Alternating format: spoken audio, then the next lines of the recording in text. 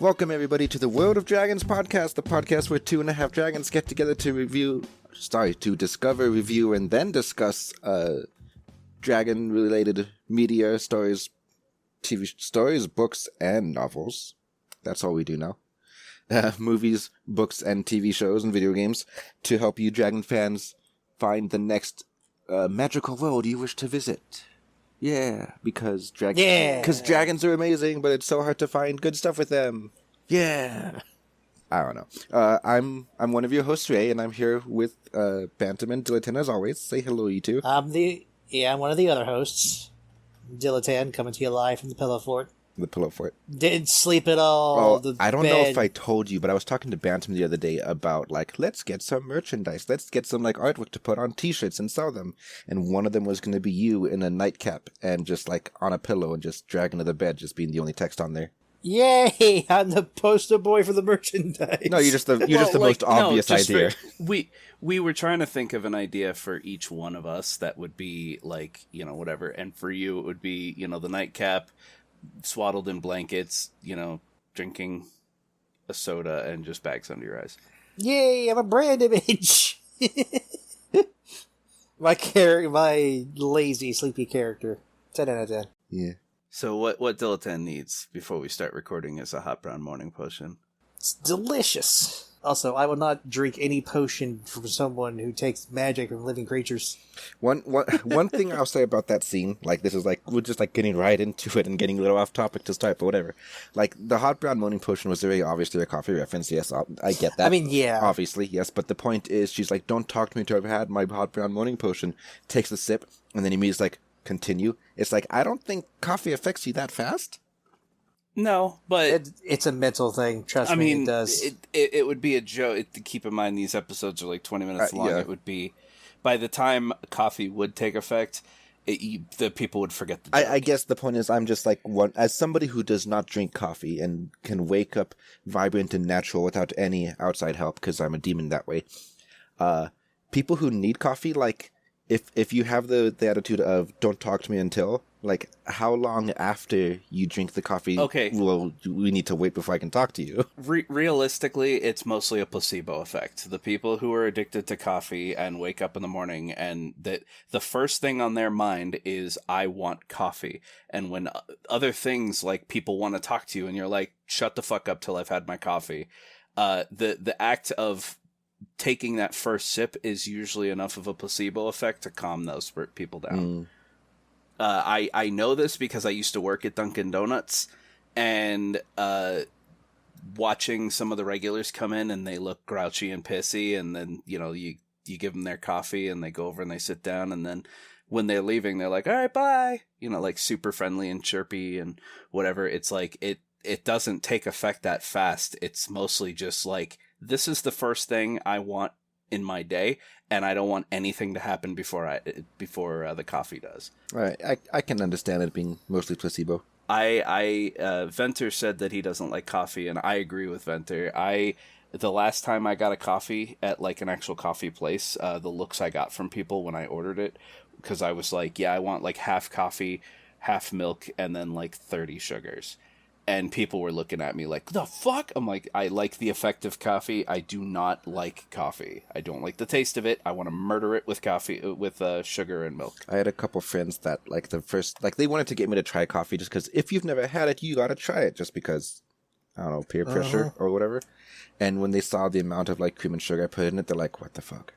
It's not even coffee anymore.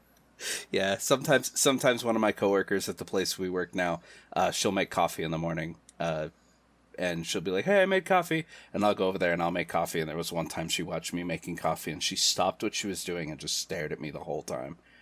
I put 18 creamers into it, and then it was basically milk with slight brown coloring. And she was just and she was okay. Alright, anyway, this episode we're doing The Dragon Prince, a Netflix original. Would you call it anime or just cartoon? Cartoon. All right, 3D animated cartoon. I don't think it falls into the same category as anime. Okay. I got into a debate in the car over this. I do not believe that you can count 3D animation as anime. Even though everything else about it is anime, anime is animation, and I believe that should only account for hand-drawn. Like classic anime, not 3D animation. Okay. Not to say that this is bad. It was fucking amazing. It's just, Okay. I don't think it's anime. Although they need to update the graphics drivers because the frame rate fucking bugged the fuck out of me in the first season. So I will say, and I'm not going to go too far on a tangent, there were a lot of scenes in this anime where it looked like a character crossed the screen at like 3 frames. But then there were others where a character was kind of like idling in place, and it was like in 60 FPS. It was ridiculous. Yeah, Venture, the animation does get better after the later seasons. It actually does pick up on the frames. They got their drivers updated. But the first season's kind of jarring to the eyes. I think because this first season they had to like pitch it, and then once they got like signed on, they're like, all right, now we have more funding and we can spend more time on this other stuff. So we can add more frames. We've got the funds. more frames. Yeah. But yeah, so we're going to try to cover all 3 seasons that are currently out in this episode. We'll see how long that goes on for. There's the small chance we split it into 2, but we're gonna go for it. Because season 4 is coming out in like a month and a half ish. They say in November, but like they don't give a date, so like it could be like the 2nd of November, or it could be the 29th of November. So we'll see. And for anyone who really loves Dragon Prince, so first of all, another point to Ray, because he constantly suggested like I'd like this, and I was like, nah. Like for 2 years. And for 2 years, and now that I'm forced to watch it, and I'm like, meh. And then secret objective of the podcast to finally force Bantam to do what I tell him to do. Yeah, I watching it, I was like, holy shit. I watched the first season by myself on 1.5 speed because, I just... Make them move at the correct speed. Well, it's actually more just I've ruined myself. I can't watch things at normal speed anymore. It feels like slow motion to me. I watch everything in 1.5. Calm down, Quicksilver. But yeah, so watching the first season by myself, and I was like, yeah, it's all right. I will admit, once the dragon showed up, I was like, all right, I'm a little bit more interested. And then we are going to try to do our first half, second half spoiler free and spoiler filled, so do remain vague during this part. Yeah. But we're going to do like 6 times for each season? No, what? What? Do what 6 times? No, do we got to like split it up into 6 different sections for each season? No. We're just gonna just no spoilers for this first bit where we just talk about our like initial thoughts and like the animation style and the sound quality and the story writing and all that. And then I'll get to finally use my intermission music again. I'm so happy about that. But then we'll come back for the deep discussions after that for like all the seasons all together. Oh, well, going back to the actual little baby dragon, for them using the fucking puppy sounds, that's a low blow. Okay, so I actually discussed this with Ray while we were watching it, because Ray was like, I don't know how I like Zim having puppy dog sounds, and it's like, here's the thing. A lot of animals sound like puppies when they're really little. A lot of things like deer have little squeaks and yips. A lot of animals have those high-pitched sounds, like even lion cubs. It's just the best thing that they could come up with. No, they should have done like gecko chirping for a reptile. That would have made much more sense. It would have sounded just adorable too. Freaking gator baby, like yeah. People don't know those sounds by heart though. It doesn't. And I'm sorry to say this, but when I hear the little gecko, I don't think that's cute. I think puppies are cute because I'm a general person. And so if you want the general audience to find Zim adorable, you use puppy sounds. Now, Rapunzel would like a word with you because that was her little pet chameleon had the same sounds, just as adorable. Yeah, it's a choice they made, and they have to live with it now. It's a wrong choice. But yeah, this is not really much of a spoiler. They showed the teaser image for season 4. Zim looks much bigger. Does he? I don't think I've seen the teaser image. I thought that was the queen. Everyone starts typing to see if they can find the image. Yeah. Someone showed me a picture, and it was Callum from the back with Zim standing next to him, and Zim looked like way bigger. I've never seen. This is kind of spoilers, ain't it? Yeah, no, yeah, because a little bit. Well, none of us have seen season 4, so Whatever. Okay. Let's get back on track. We're sharing a lot of opinions, which opinions are good, but let's talk about the fundamentals of the show itself first. Like Dillaton already commented on his thoughts of the animation style, the frame rate, as he calls it, and whatever. Oh, so you can cut this, but that is definitely Ezra with... Look at the picture I posted. Yeah. He is much bigger. Yeah, definitely. But yeah, we'll get into hopes and wishes for season 4 in the spoiler section, okay? Okay. But yes, so Bantam, your thoughts on the animation style?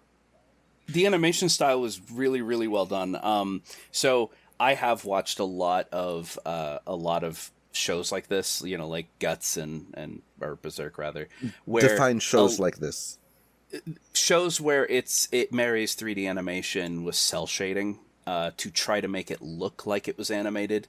But, so like really heavy lines with like really flat colors. This show did it really, really well. It was never visually... I have this ongoing debate with Ray about the fact that I do not like Beastars. I do not like the animation style. I don't like the crosshatch shading on the 3D animated models. I don't really like Beastars at all. It's very jarring to look at. This show, it may as well have been fully animated, like by hand, because everything seemed so in place. I feel like it's the same animation style. They just coloring or something that's much softer in Dragon Prince, so you can't tell as much that it was 3D made to look like 2D. Beastars was very crunchy. This one was very smooth. It's very crunchy. Yeah, everything was crosshatch shaded. I hated it. Dillaton, have you seen Beastars? I have not. Okay, then don't worry. I was just going to ask if you agree with Bantam that it just looks worse or whatever, but nah. The thing is that the I guess to sum up, the first few episodes, I was like, oh, it's 3D animated. But then I kind of forgot about that throughout the rest of the show. Yeah. It just, it wasn't a visually distracting medium to me. The characters fit well with the backgrounds without blending into them. Mm-hmm. So I thought it looked great. Yes. 10 out of 10. Yeah, I like the animation style, but I mean, like, I also like Beastars animation. I usually am okay with very experimental animation types. Like, I'm not as picky as like you and I guess Dillaton are, so it's not that hard I'm not really that picky about animation. I prefer more, if it's got a good story, I don't really care how it looks. Yeah, exactly. I assumed you were picky because you complained about, that was like the first thing you said, was like, I don't like the animation. It was wanky. It wasn't, it just kind of is just jarring. Like, you know how sometimes you'll watch those soap operas and the frame rate's like fucking 80 I don't or watch 90? Soaps, no. Well, anyway, modern day soaps, you'll, like, normal broadcasts be like 30 frames a second, and you get like super smooth, crystal clear quality of a soap opera afterwards, and it's just like, what the fuck? Okay, I apparently am not remembering very well, so I recant what I said about Beastars. For the studio audience, I'm posting a screenshot of... Which you could be a part of for $5 a month. Yeah, of a good example of it's literally just the fact that they overuse shading. Whereas it looks like the exact same animation style as Dragon Prince. No, it does to me. Oh, okay, then fine. You know what it is? It's not as colorful. That's what it is. It's the palette is much more muted. The palette is much more muted, so everything just looks grungy. Well, because they go for a more realistic color palette. Yeah, and the dark and as Venter in our studio audience said, the backgrounds are garbage. When I get you to finish watching Beastars, but... you'll see that it is a much darker in theme show. So that's why they chose the dark color palette. But we're not here to talk about Beastars. Yeah, maybe one day when we run out of dragon stuff and we just move into just other non-human material, then we can do Beastars then. Yeah. All right. So let's talk, guys, I want your opinions really fast on the character designs themselves, because a lot of problems that usually happen when you have a show that has like 20 prominent characters is sometimes character 7 looks like character 14 and then you get people confused. So how about the designs? That only happened to me once. I forget the guy's name, but the wizard's son looked just like one of the guys that got put in the dungeon in the first season. Okay. Soren? Yeah, Soren, he looked like one of the other guys who got put in the dungeon, and that really kind of threw me off. Oh, that was the only time. Everybody else had a very unique style to it. Yeah, I don't remember his name either, but it was literally, it kind of looked like a palette swap of his armor. Mm-hmm. Yeah, he was a minor character, though, whereas the Interpreter, whereas Soren was a main character, arguably. I'd call Soren main character, yeah. Yeah.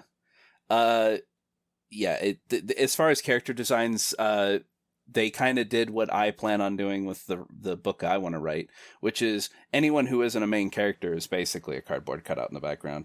All the soldiers looked identical, aside from just one soldier who occasionally took off his helmet to show you his little cowlick. His little cowlick faux hawk. And it's like, aside from him, everybody was just a generic soldier. Yeah. That checks out. I guess we're doing this all out of order. See, we're really bad at reviewing things. We're much better at discussing them, so just bear with us. Well, then it's what a podcast is. It's discussing. We're trying to like sell it to people who are like, I don't know if I want to watch The Dragon Prince, but like whatever. I don't know. All right, so should we give the basic rundown? Yeah, we should have probably started with a very, very brief and vague synopsis and whatever. All right, so vague synopsis is that in the past, humans and elves lived together, and then humans who are born without the ability to use magic figure out a way to make magic. There's 6 primal sources: the stars, the moon, the sun, the sea, the sky, and the earth. And every creature except humans are born with this inside them. I don't think that's what the primal sources are, but yeah, okay. I don't think the stars are one. I'm pretty sure it's the main elements: fire, earth, water. No, it was what I said. Okay, yes. I'm gonna look this up while you keep talking. I'm sorry. The stars were not one of them, though. The stars were one of them. What? I don't remember. I didn't see anybody do star magic. Not yet. The moon, the sky, the sun, the earth, the ocean, the stars. Holy shit, Bantam's right. Yeah, I was fucking right. Wow. Oh my god. Right, let me just put a tally mark on the blackboard over here. Just 1 point for Bantam. Just picture me fucking box in the air. Yeah. Like, yeah. Anyway. Well, I'm right for once. Oh my god. Oh my god. It's because it's not a book. This is not my territory. Yeah, that's true.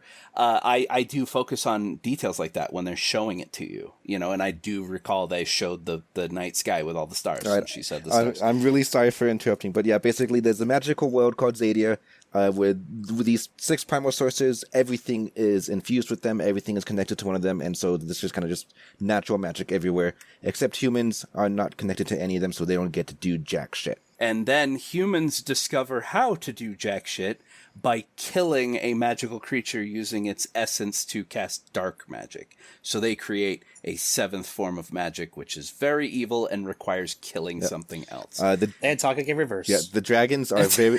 I kind of want to watch it again and like unreverse those parts just to see if we can figure out what they're saying. I'm pretty sure it's just draconic backwards. Right, but I'm like, I don't have the energy to do that, but I'm just curious. So if anybody knows, send me an email and let me know because I'm just curious. But yeah, so they create dark magic. The dragons are not okay with that, so the humans get banished from Xadia. The continent is now basically split in half. The humans have the west half, and the magical everything else is on the east half. And they separate it with a giant valley of lava, where there's very, very small possibilities of coming back over, which is guarded fiercely by a territorial king of dragons named Thunder. Yep. Shenanigans ensue. Long story short is the two sides are at war and they're fighting, and important figures are dying, and then the main characters, the young Prince Ezrin, his half-brother Callum, and then a night elf Rayla, want to forge peace between the two sides, and they do that by trying to return the lost child of the Dragon King to his family. I think that's vague enough to not spoil anything. Yeah. Okay. Yeah. So we mostly try to review, discuss, and pitch things that very prominently feature the dragons. Like a lot of our rules are they have to have 50% or 40% that quote screen time. It's not really screen time if they're a book, but 40% screen time, and they have to be able to talk and all that. This doesn't really follow those rules. The little dragon prince doesn't come in until the end of season 1, and he can't talk. He just makes dog sounds. So it doesn't really follow the rules. But me personally, I'm hoping he is a bigger part in the seasons to come, because they've been renewed for 3 more seasons, and so that's why we're doing all 3 seasons as one episode now, is try to just get everybody up to speed kind of deal. Yeah. We also kind of talked about it in the sense where, I mean, the show is all hinged around the dragon being the most important it's thing named about after the show. him. It's his show. It's named after him. So it kind of makes sense that the show could be talked about in that, rubric, because also, I'm just basically hoping we get a lot more Dragon Lore and stuff too. There's a few decent chunks through flashback episodes, and it's I don't know. There is one thing that I because I watched season 2 and 3 with Ray, and there are a lot of the way this show handles lore dumps is flawless. It is so perfectly stitched into the story that it doesn't feel like a character sitting you down and going, okay, so, and it's but at the same time, it's memorable enough in its small chunks that I actually kind of absorbed all of it. And that's a big problem I have with books, is that I can't remember a lot of this stuff. Right, so we gave them their story synopsis. Actually, I got one more thing to add. If you're a huge fan of Avatar: The Last Airbender, you will fucking love this show. It was made by the same studio. Oh, really? Was it? Yeah. And that explains a lot. It does. The voice actor for Callum is the voice actor for Sokka. I'm 90% sure. 100% sure. Yeah. They even made a fucking Avatar reference in the 3rd season where he picks up a little curved arm and he's like, and boomerang? Yeah, it's so weird because that doesn't serve any purpose except to be a joke for people who know Avatar. I literally turned over to Ray when that scene happened, and I went, what the fuck? Okay, and he goes, because that's the voice actor for Sokka. He just sees an oddly shaped weapon, and it glints, and he comes to it, and he's like, what? And she's all and his companion at the time is like, what's wrong? He's like, I don't know, it just seems very familiar. Picks it up, boomerang? And that's it. That's the end of the joke. I turned to Ray because I had just watched the show, and I pick up on details like that, and I went, that's never been shown in this before. Yeah, what that's the thing. Does that mean? It's never referenced before. It's never referenced after. That the thing he was examining does not come back to play at any point. It is 100% just a meta joke for people who used to watch Avatar. So we'll get into the meta jokes later, because some of them were eye rolling and some of them are really funny. Yeah, we'll get into those in the spoiler section, because some of them are mildly spoilerific with their context. Anyway, here's the Wonderwall. Oh my god. That one made me roll my fucking eyes. Holy shit. Yeah. But yes. So they got their synopsis. They got their warning that the dragon isn't very prominent. We're kind of breaking our own rules, but this is all set up for... It's still a good show. It's a really good show. It's mostly a setup for the upcoming seasons. Fingers crossed. Then we talked about animation. The music soundtrack.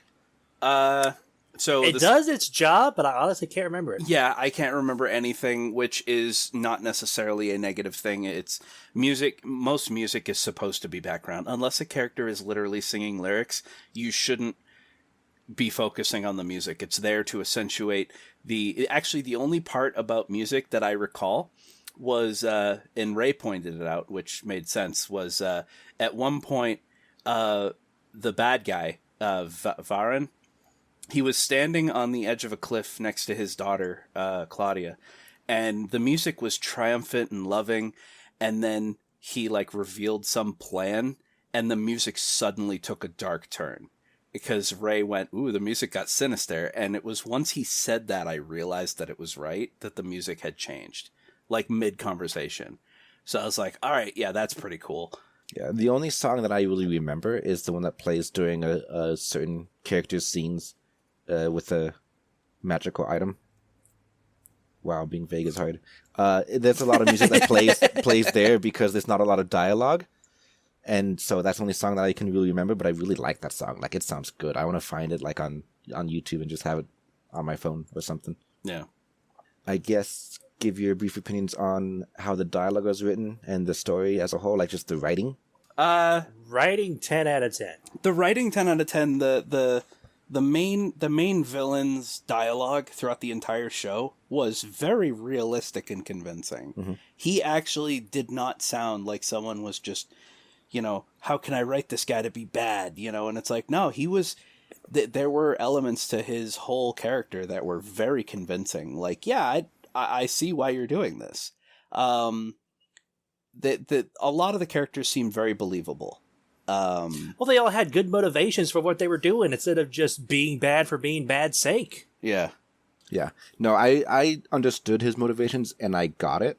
I guess I might have agreed with it. I don't like humans and most fantasy things, so I won't agree with it on that point. But it's like his viewpoint made sense. It was a very well written villain because you're like, yeah, I can see where he's coming from. But yeah, I love this. I love the story. Makes me cry sometimes. I love the creature design in this. It follows the show. yeah. It follows the same creature concept as Avatar. Let's take two animals and mix them together, and boom, banther. No, not necessarily. Like when you get to the Elven Empire, it throws that rule completely out the fucking window.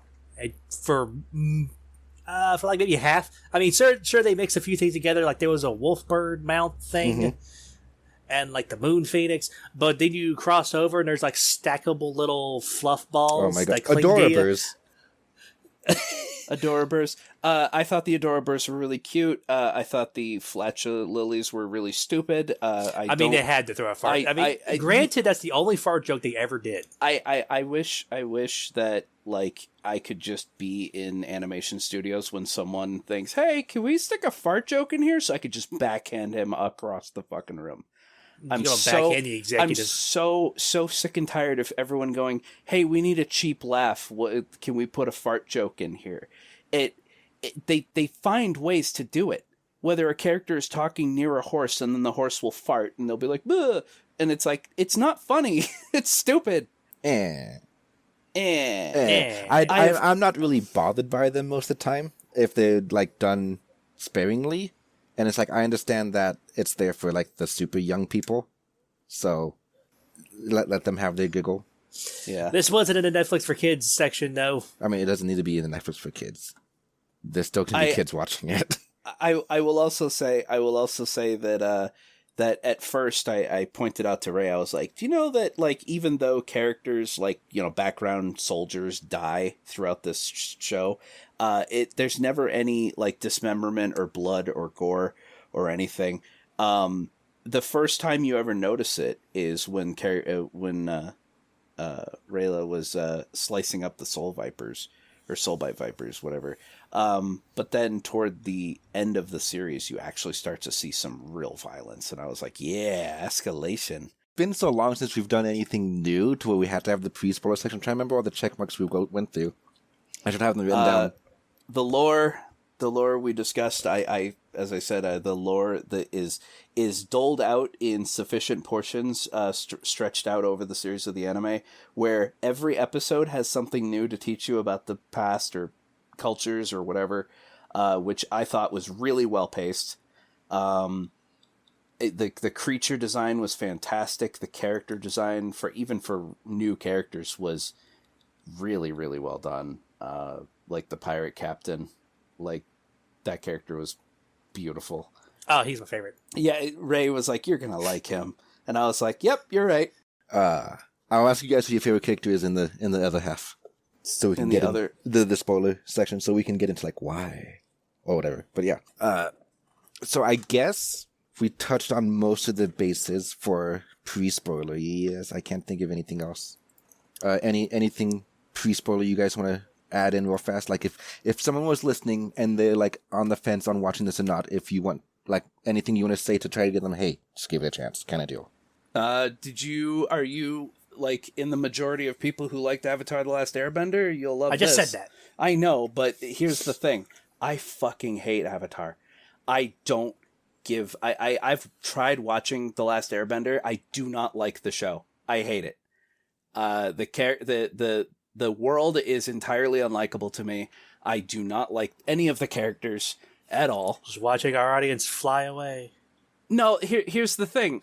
You're attacking a very popular brand there, man. I understand. He attacks all the popular brands. I don't do it because I'm a hipster. I do it because You're 50% hipster, be honest. 50% hipster, but whatever. Like, it's the same reason I don't like Pokemon. And here's the thing. Avatar was fully animated. Pokemon fully animated. It allows the characters to be more, let's say, sillily expressive. For example, when a character is like super disappointed and they do the super hunched over, like touching the floor with their hands while their head is like, or someone like, has a bit of what the fuck dialogue, so they do the falling over with their legs suddenly in the air thing. Yeah, or their eyes get way bigger than physically should be possible in there. I fucking hate that shit. It is stupid.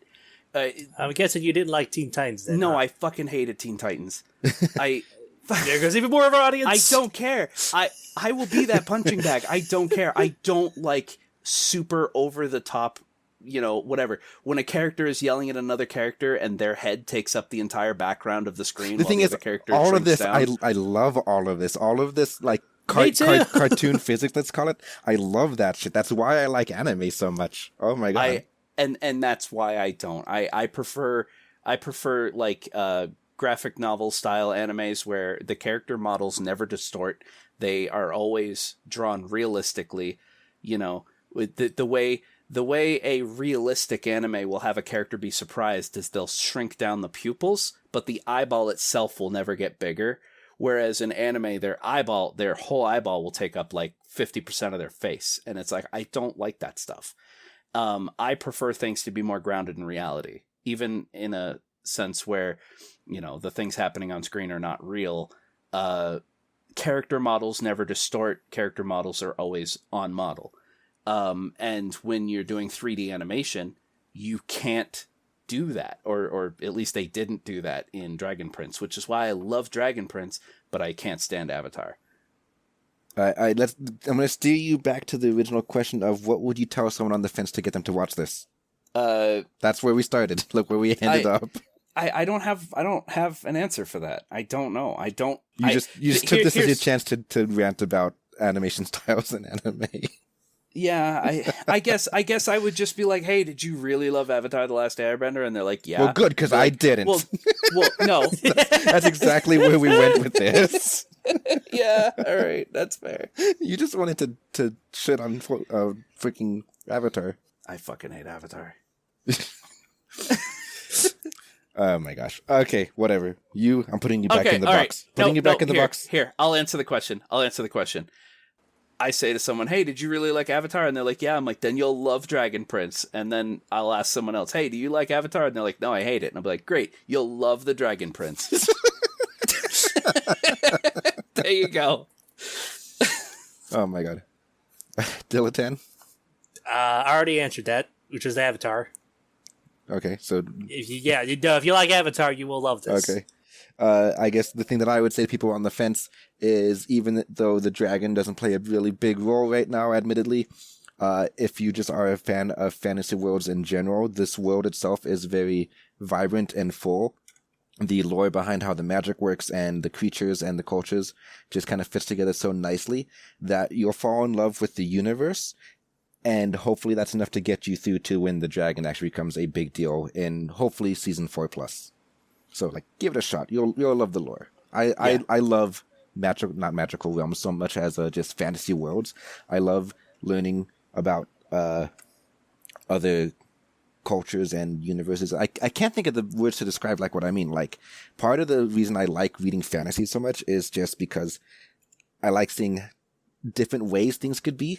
I don't know. I do not have the words. One of the things also is that you're not, even if you're on the fence and you want to watch the show, it's not a huge investment of your life to watch the entirety of the show. And I mean, you can still be disappointed in it, and that's fine because it's only 9 episode seasons. Whereas one of the things I only learned recently, and maybe this will get me made fun of, but I'm used to watching TV shows like Breaking Bad and stuff, and those will have 20 episode seasons. So when someone's like, "Oh, there's 5 seasons of the show," I'm like, "Oh my god, that's going to be like a week of binging." Whereas you say, "Oh, this one has 3 seasons," it's literally just 27 episodes. Hey, you should really watch One Piece. Yeah, how long is that? It's about 1,000 episodes. Yeah, no, There's like 1,200 now. I have no idea. I don't know. Shows like Naruto and One Piece I'll never watch because, I mean, the fact that you need a guide for like cutting out the filler, it's just. And oh yeah, that's the other thing. Dragon Prince, none of these episodes feel like filler. Yep, it's very concise. It's a very neat package. There is no filler.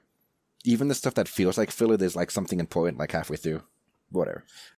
But yeah, okay, so the last thing I'll ask you guys before we get on to the spoiler-filled part is the whole giving the show itself X out of 5 stars, and then would you live in this world? Bantam? 5 out of 5, and fuck yeah. Right, Dilettante. 5 out of 5, hell no. Humans cheat. Humans cheat.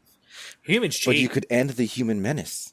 Yeah, that's the They thing. can end me by cheating. They're going to take your horns and use that for magic, and you're going to die. Exactly. They cheat. Oh, okay. So, like, I mean, here's the thing. Like, the humans are obviously needing material components for spells, like whether it be killing a creature or having pieces of a creature or whatever. But I mean, like, if you, as a dragon in this universe, just swooped out of the clouds and just fucking murdered the first human you saw, there's not really much they're going to be able to do to stop you. No, listen. When we get into the spoiler section, they can do fucking dumb shit to stop you. Yeah. They cheat. Yeah. We'll get to that in a bit. Dilettante doesn't want to live here because he knows he'll die. I mean, I'm over in Xadia plotting to overthrow all of humanity, so... Yeah, then the fucking cheater comes in and takes you out in one shot with like a twig. I myself will give it a 5 out of 5 as well. It's a very beautiful show. And my own question, if I will live here or not, I don't know. I'm on the fence. I need to see more dragon culture itself. Like, we've seen a lot of elven culture so far, but I don't know what the dragons really do besides just breathe fire in Yeah, villages. only like 3 out of 10 talk. Like here's the thing. When Rayla was discovered in the fishing village on the human side, everyone was like, "An elf, kill it!" And they were all torches and pitchforks, right? Mm-hmm. But when 2 humans show up in Lux, whatever, the sun elf capital, they're like, "Oh, another human?" Oh, like seeing a human, and even when Callum was revealed in the Moon Elf village, it was like no one really reacted negatively. Like, "Oh, a human." Like, just the humans... Well, they couldn't see him in the village, remember? They could when he revealed him. But the humans are just awful. Like, every single... this show made me angry at many, many points because it's just humans are awful. And humans should never be trusted and just kill all the humans. Oh, yeah, it's good old casual genocide. I mean, every single problem with this universe's world is caused by humans. That's probably with every fantasy these days. Humans have got to be the big bad. Humans are both the instigator and the Heroes, yeah, because every story written by humans is going to center around humans. Which is fucking bullshit. I want a story around like a fucking magical plant that becomes sentient, uproots itself, and fucking walks into society to make a life for himself. I want a story about that. Someone make it happen. Be the change you want to see in the world. Yeah, but that takes work. I don't want to write. I want to have written. Exactly. Man, the days when I could just plug my brain into a computer and just have it, boom, 10,000 words a second. Just done. join me, Dilettante, and help usher in the cyberpunk future. All right. Okay, so I guess we're good to go on to the second half. Yes. Yep. All right, I find... Use your fancy music. Oh, it's been so long since we got to play this music. There was us trying to pitch Dragon Prince to you.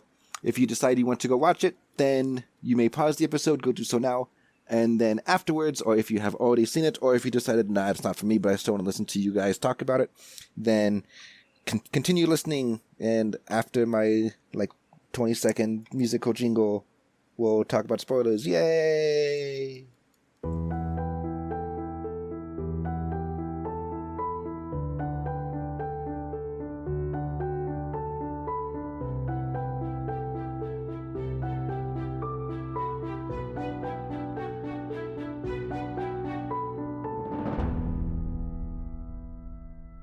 And welcome back. Now it's time to dive in as deep as we can in all 3 seasons. Ray just like wipes a tear from his eye. I've missed that music for so long.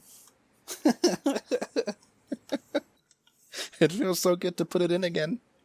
All right, so the main villain is Varen.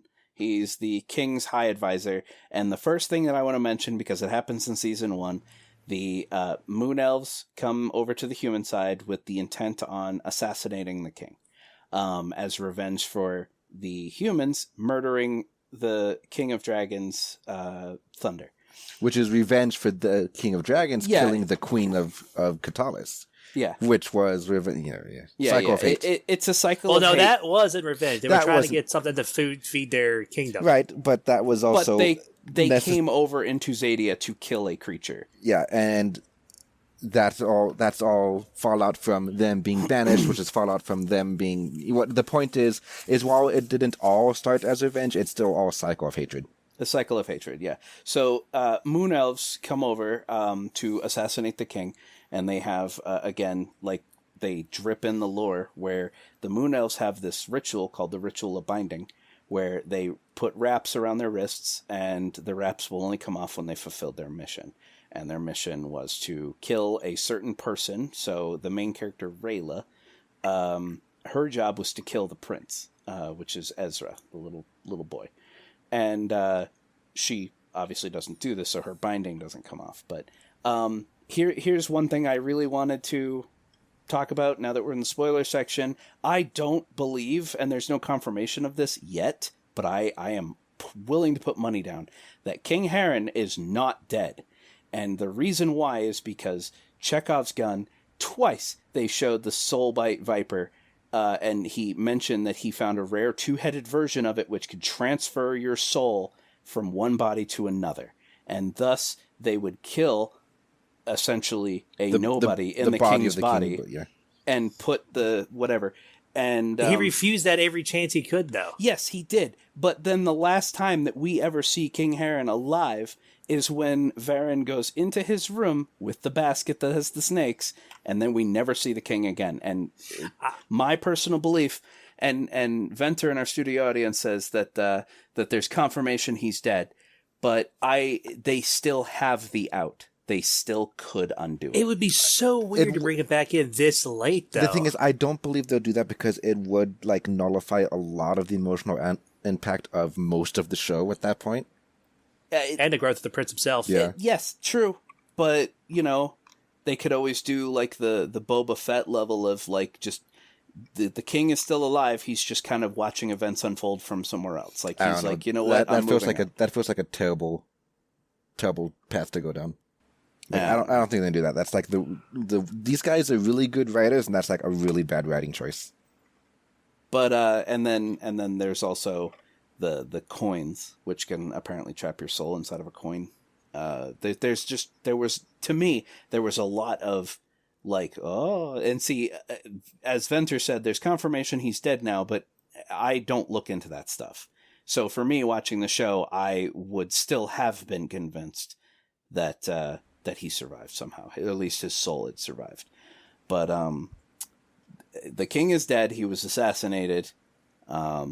And so that puts the humans on the warpath to go march into Xadia and kill. They don't really say why they're going into Xadia to kill.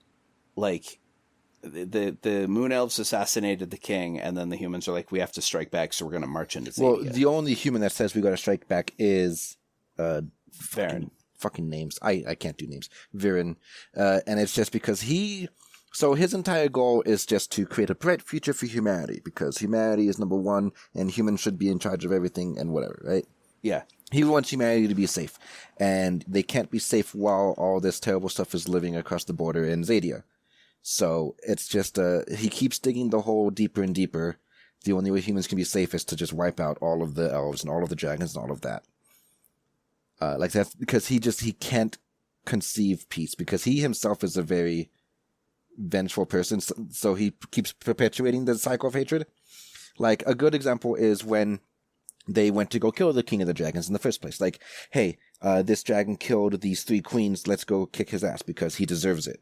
Like that's already, he's digging up a like 5-year-old or however many year old grudge, and like I can now finally take out this dragon, so let's do that.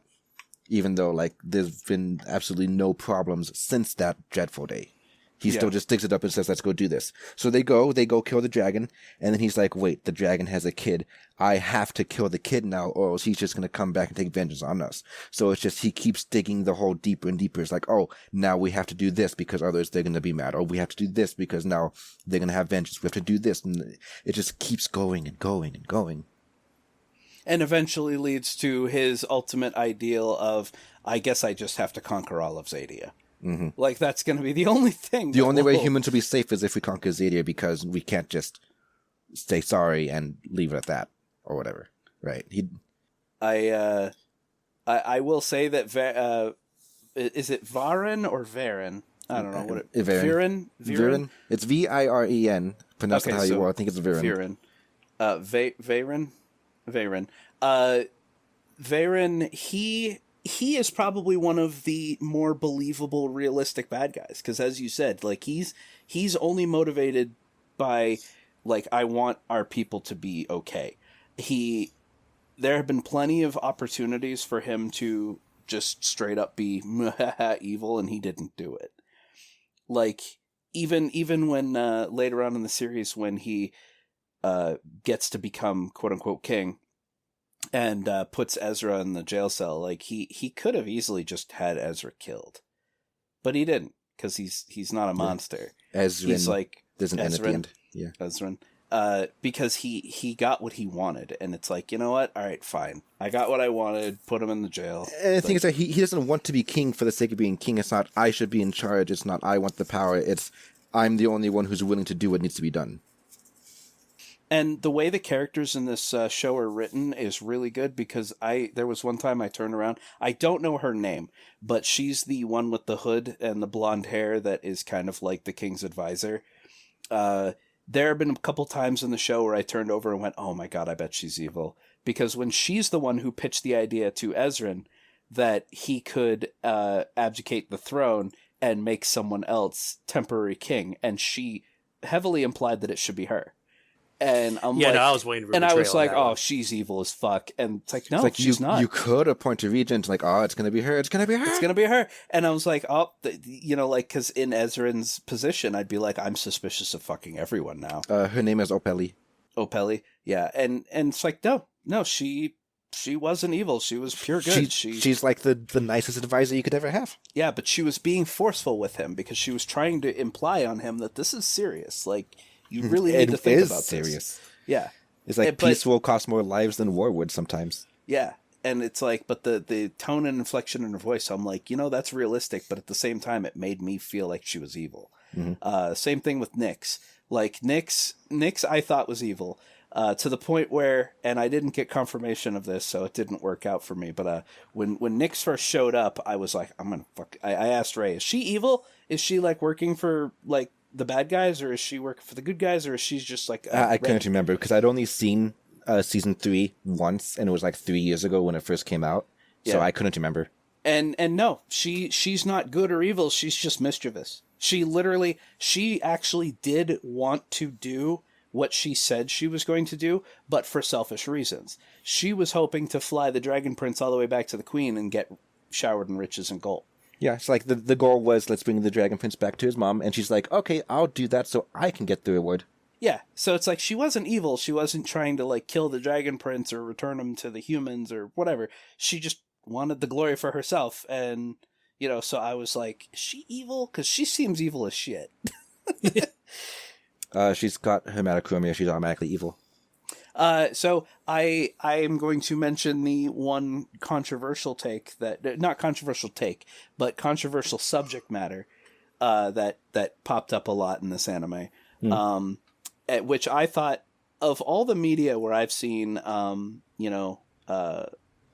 same-sex marriages, gay. Oh gay no, it's so woke. It's so woke. Listen.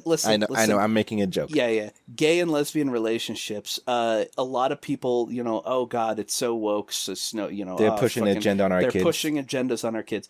Here's the thing. I've seen lots of media where it does feel like the show or movie is trying to push it on you. Because they want to be like, hey, look, we put gay characters in our thing. You should give us kudos. And the character will talk about how gay they are at all possible times and shove it in your face. This show, it was just so hand-waved and natural that it was very casual. It was very casual, and I loved it. If it came up organically, and they didn't rub your face in it, and that's exactly how it should be done. Yeah, so Rayla's... not Rayla. It's a natural part of life that should not be, like, trumpeted. What would be the word? Hold on. First, Venter, there's a lot more than two. So there's the two queens that... were the mother of one of the human queens now. There's the two moon elf husbands.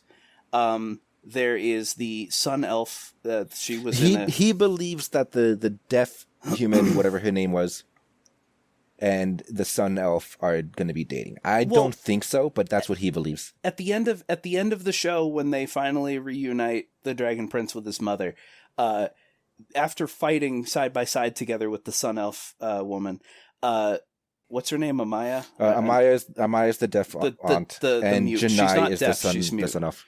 No, she's deaf. At one point, she's like, "You don't need to whisper, Varen. I'm deaf."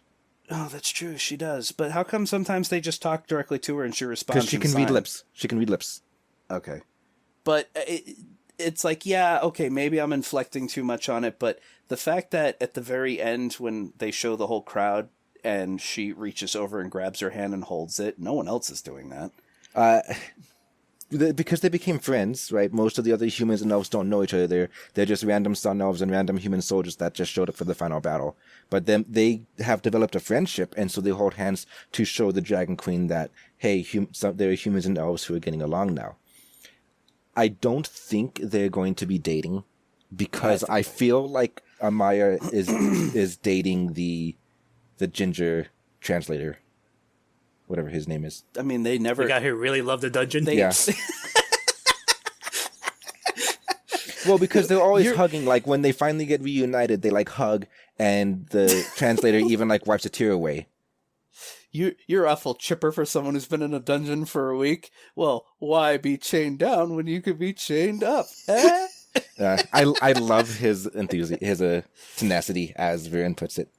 But the thing is, like, that's my personal ship, is... Amaya and the interpreter, whose name I can't remember. Yeah. He's about the only character that I can't remember his name. Amaya, I just keep, like, thinking it's Anaya or whatever. I don't remember the Sun Elf woman, but... Janai? Yeah. It's foreign-sounding name to me, so that I take a little longer to memorize those. But, yeah, all the characters in this... Soren, favorite character. Absolute favorite character. Soren's your favorite? Soren is my favorite. Followed very closely by Amaya. Callum for me. He was probably my favorite. That was because I was just a big fan of Sokka and Avatar. Well, here's the thing. I can't stand children. I find children annoying. He was a teenager. I know, but for the record, the interpreter's name is Gren. Gren? Yes, Gren. So, Venter, we have a real friend named Soren. He plays D&D with us. And he couldn't not see that Soren while watching the show. The fact every word out of Soren in the show's mouth, I'm like, oh my god, that's Soren. Our Soren. Everything's coming up Soren. Everything's coming up Soren. Toward the beginning part of season 3. Dragon Smash Boy. Say the good words now. I'm gonna be a poet. I can't leave him like this. He can't even count syllables. Oh my god, I need to see if there's like a supercut on YouTube of just Soren's lines. And I guarantee you there there's is. Gotta be.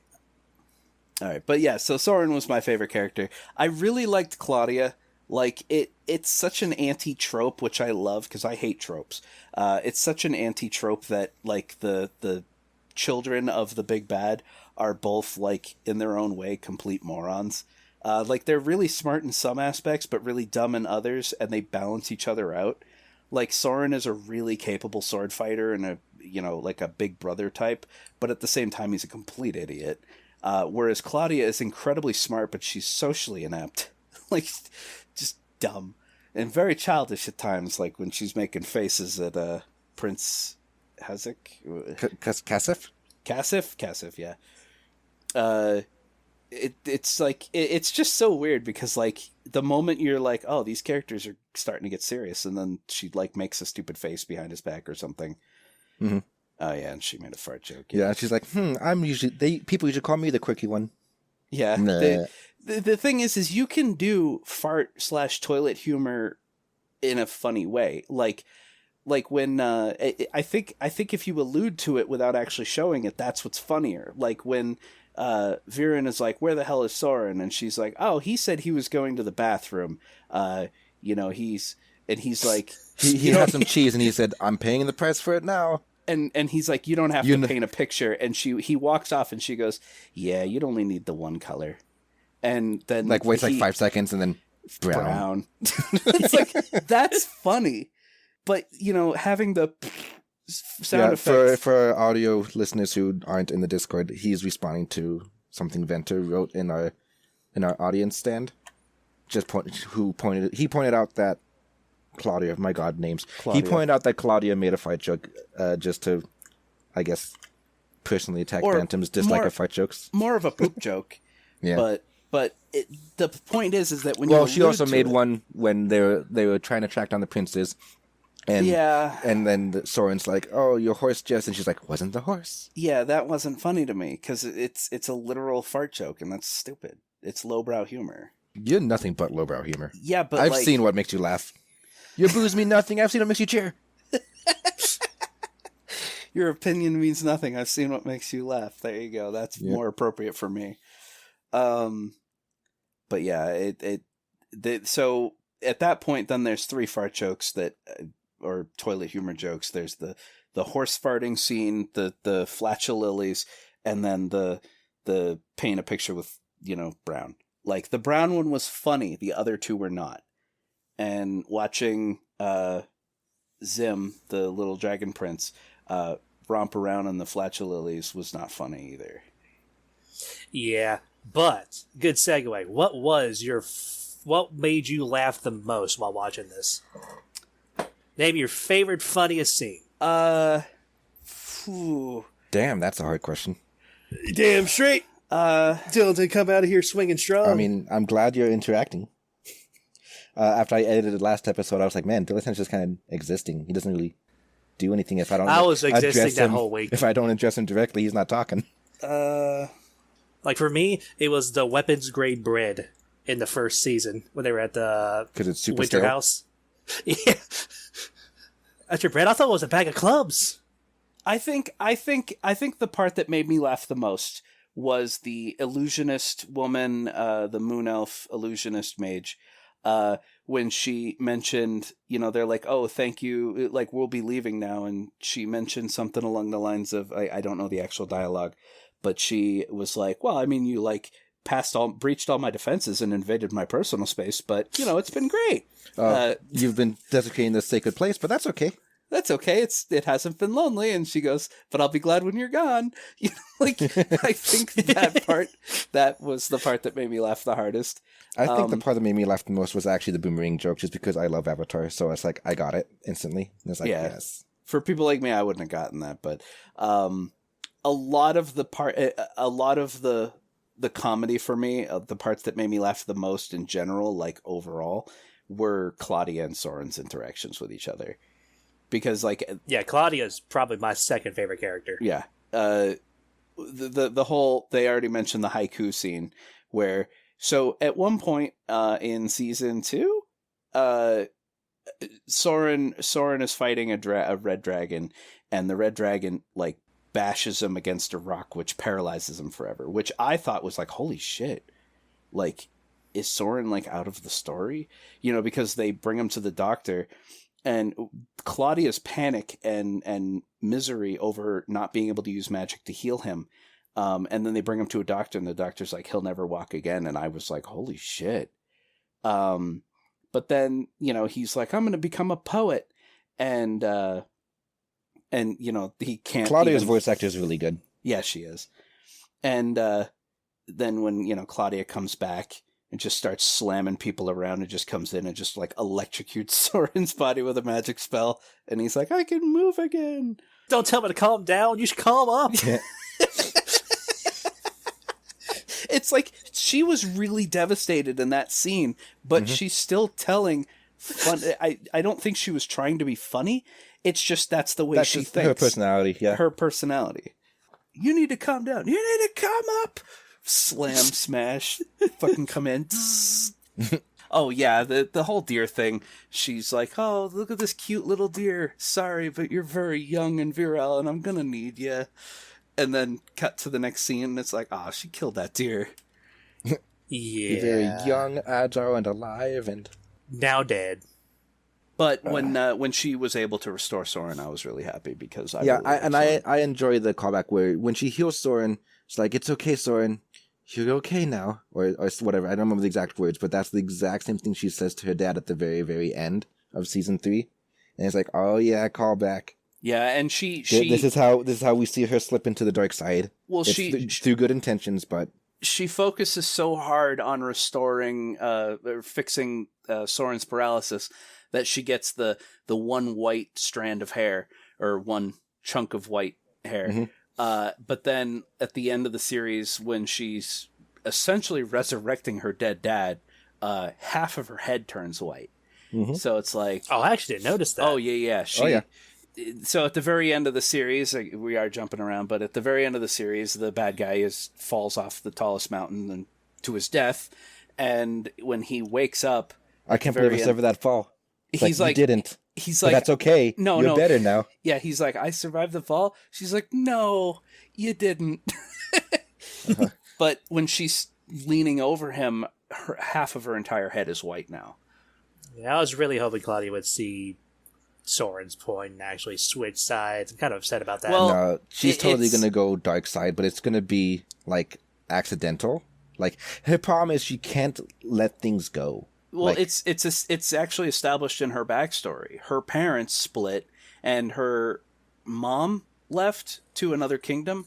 Yeah, and her dad stayed, and she was forced to choose, and it devastated her that she had to choose between the two people she loved the most.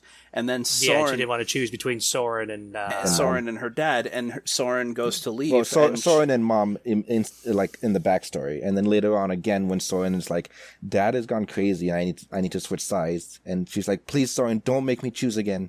Yeah, and then he's like, well, I'm leaving, and she's like, fucking pissed. Yeah. But yeah, so her problem is definitely that she can't let things go. Like, which I get the trauma of the mom leaving and losing that, right? But like, that's why she went like semi-crazy when Soren was out of commission. Like, he wasn't dead, but like, might as well, right? So that first like, little dip into dark side there with the healing him, and then it's like, well, now Dad's dead, and she can't let that happen. She can't lose him either, and so dips more into dark side to bring him back. It's like there's probably going to be a third thing later on, like season 4, 5, 6, whatever, where something else is going to get taken from her and she can't let that happen. So, and then that's going to pushes her all the way over or something. I'm pretty sure Erebos is obviously the bad guy, as much as I love him. I'm pretty sure Erebos at some point is going to like take over / possess Claudia. Like she's going to be what he uses to come back or something. Well, no, because of I don't think he's going to do any more possessing because I think he's getting his body back. No, the bug is definitely mutating into something that could serve as a temporary vessel, but he is going to come out of the mirror somehow, and it's going to involve personal like theory. It's going to involve Claudia somehow after she has her third stumble and fall. What do you think he's going to give up on Viren?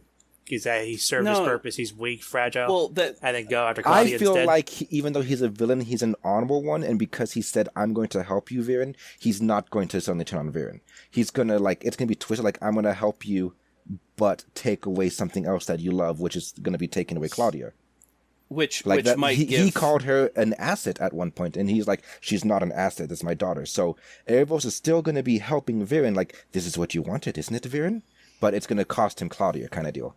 Yeah, and Avaros was the one to basically manipulate Viren into wanting to conquer all of Xadia, because he even asked him. He's like, he goes, so the plan, like, you want to conquer all of Xadia? And he's like, no, I just want to, I don't think he manipulated. I think he knew that was the only way that humans would ever be safe, and he just kind of helped him like see that, realize it. Yeah. Yeah, he's like, yes. He's like, I want to breed future for humanity, and that requires taking over Xadia. And he's like, no, maybe, yeah. Yeah. Viren was a really good bad guy. Also, I really like the I guess you could say, like, the fact that most mage characters in a thing, like Callum is not very good with a sword, but he's learning magic. Viren is a mage of, whatever definition you want to use. Exceptional quality. But when he's in melee combat with his fucking extendo staff, he's a fucking badass. Extendo staff. Dude, Bantam wants an extendo staff.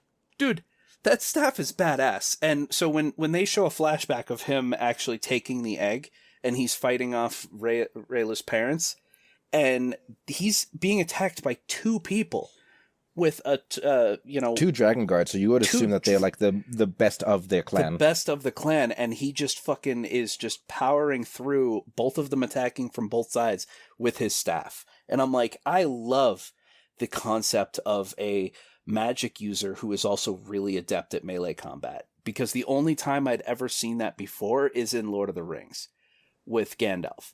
Well, okay, I wouldn't count Gandalf as a mage. He never casts fucking magic. Yes, he does. He casts magic all the fucking time. He casts a light spell. That's magic. He's also known as a wizard, and I understand that, but the point is he doesn't ever really cast magic. Well, that's because lore reasons his magic is so powerful it shouldn't be used, but no, it's because Lord of the Rings itself is a very low magic setting, so they're not going to be throwing fireballs and lightning bolts everywhere. It's much magic in that universe is much more subtle. Yeah, well, look at Ray going on a tangent. Okay, all right. So I can go on a Lord of the Rings tangent some other time. More accurately, then, ignore Gandalf and replace it with the female elf character from the Lord of the Rings War in the North game. Wielding a staff in one hand and a sword in the other, just as adept at melee combat as they are at magic. And the fact that Viren was able to fight off, as you said, two highly trained, because the only way you'd be able to become a Dragon Guard is if you were the best of the best. And so he's fighting off these two, and then also using magic, which I assume they just didn't have access to, because all their magic is innate, and the fact that he was able to stop two of them by himself with almost no harm. One of them kicked him down the stairs, but that's like whatever. Yeah, as far as they didn't have access to magic thing, it's like they definitely were connected to a primal source, but the thing is, I'm assuming magic is like really hard to do. Like not everybody can do it, even if you're born connected to it. You kind of don't get that feeling from the show because of how easy Callum takes to a lot of it. Like with his freaking photographic memory, he's like, oh, rune word, done. Boom.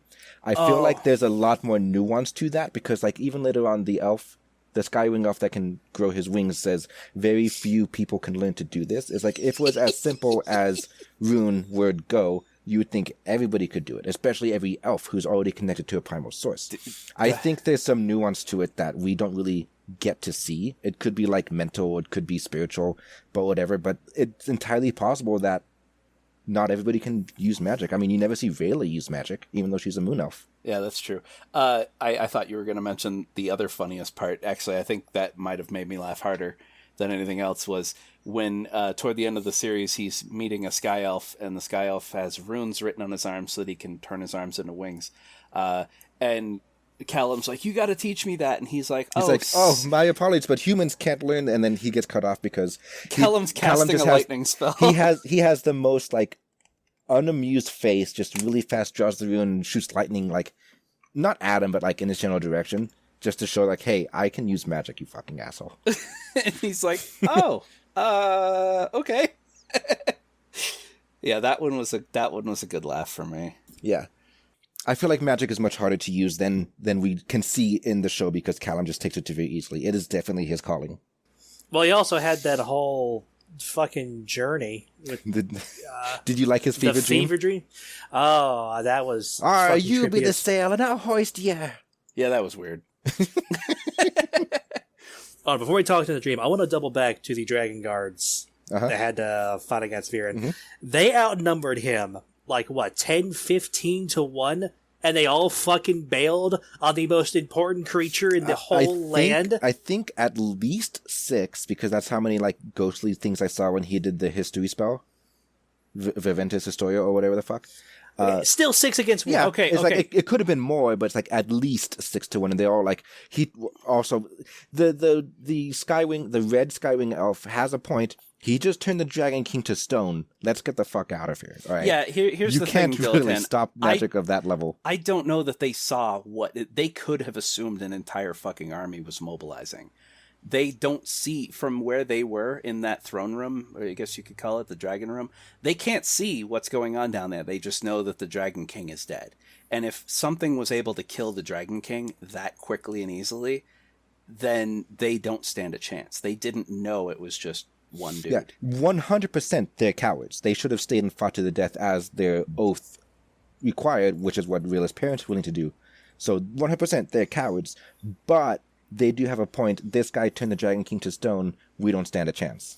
Because they don't realize that it was a plot device staff, and that if they had stayed, that there was no fucking way he was getting into that room. I wouldn't call it plot device. It was the spell. That was a pretty plot. Dude, It was kind of plot devicey, but it was just as plot devicey as the homing ballista bolt or the tracking spells or whatever the magic they're using is. I'm saying it's not a plot device because the spell he used to make the spear a one-hit kill makes sense.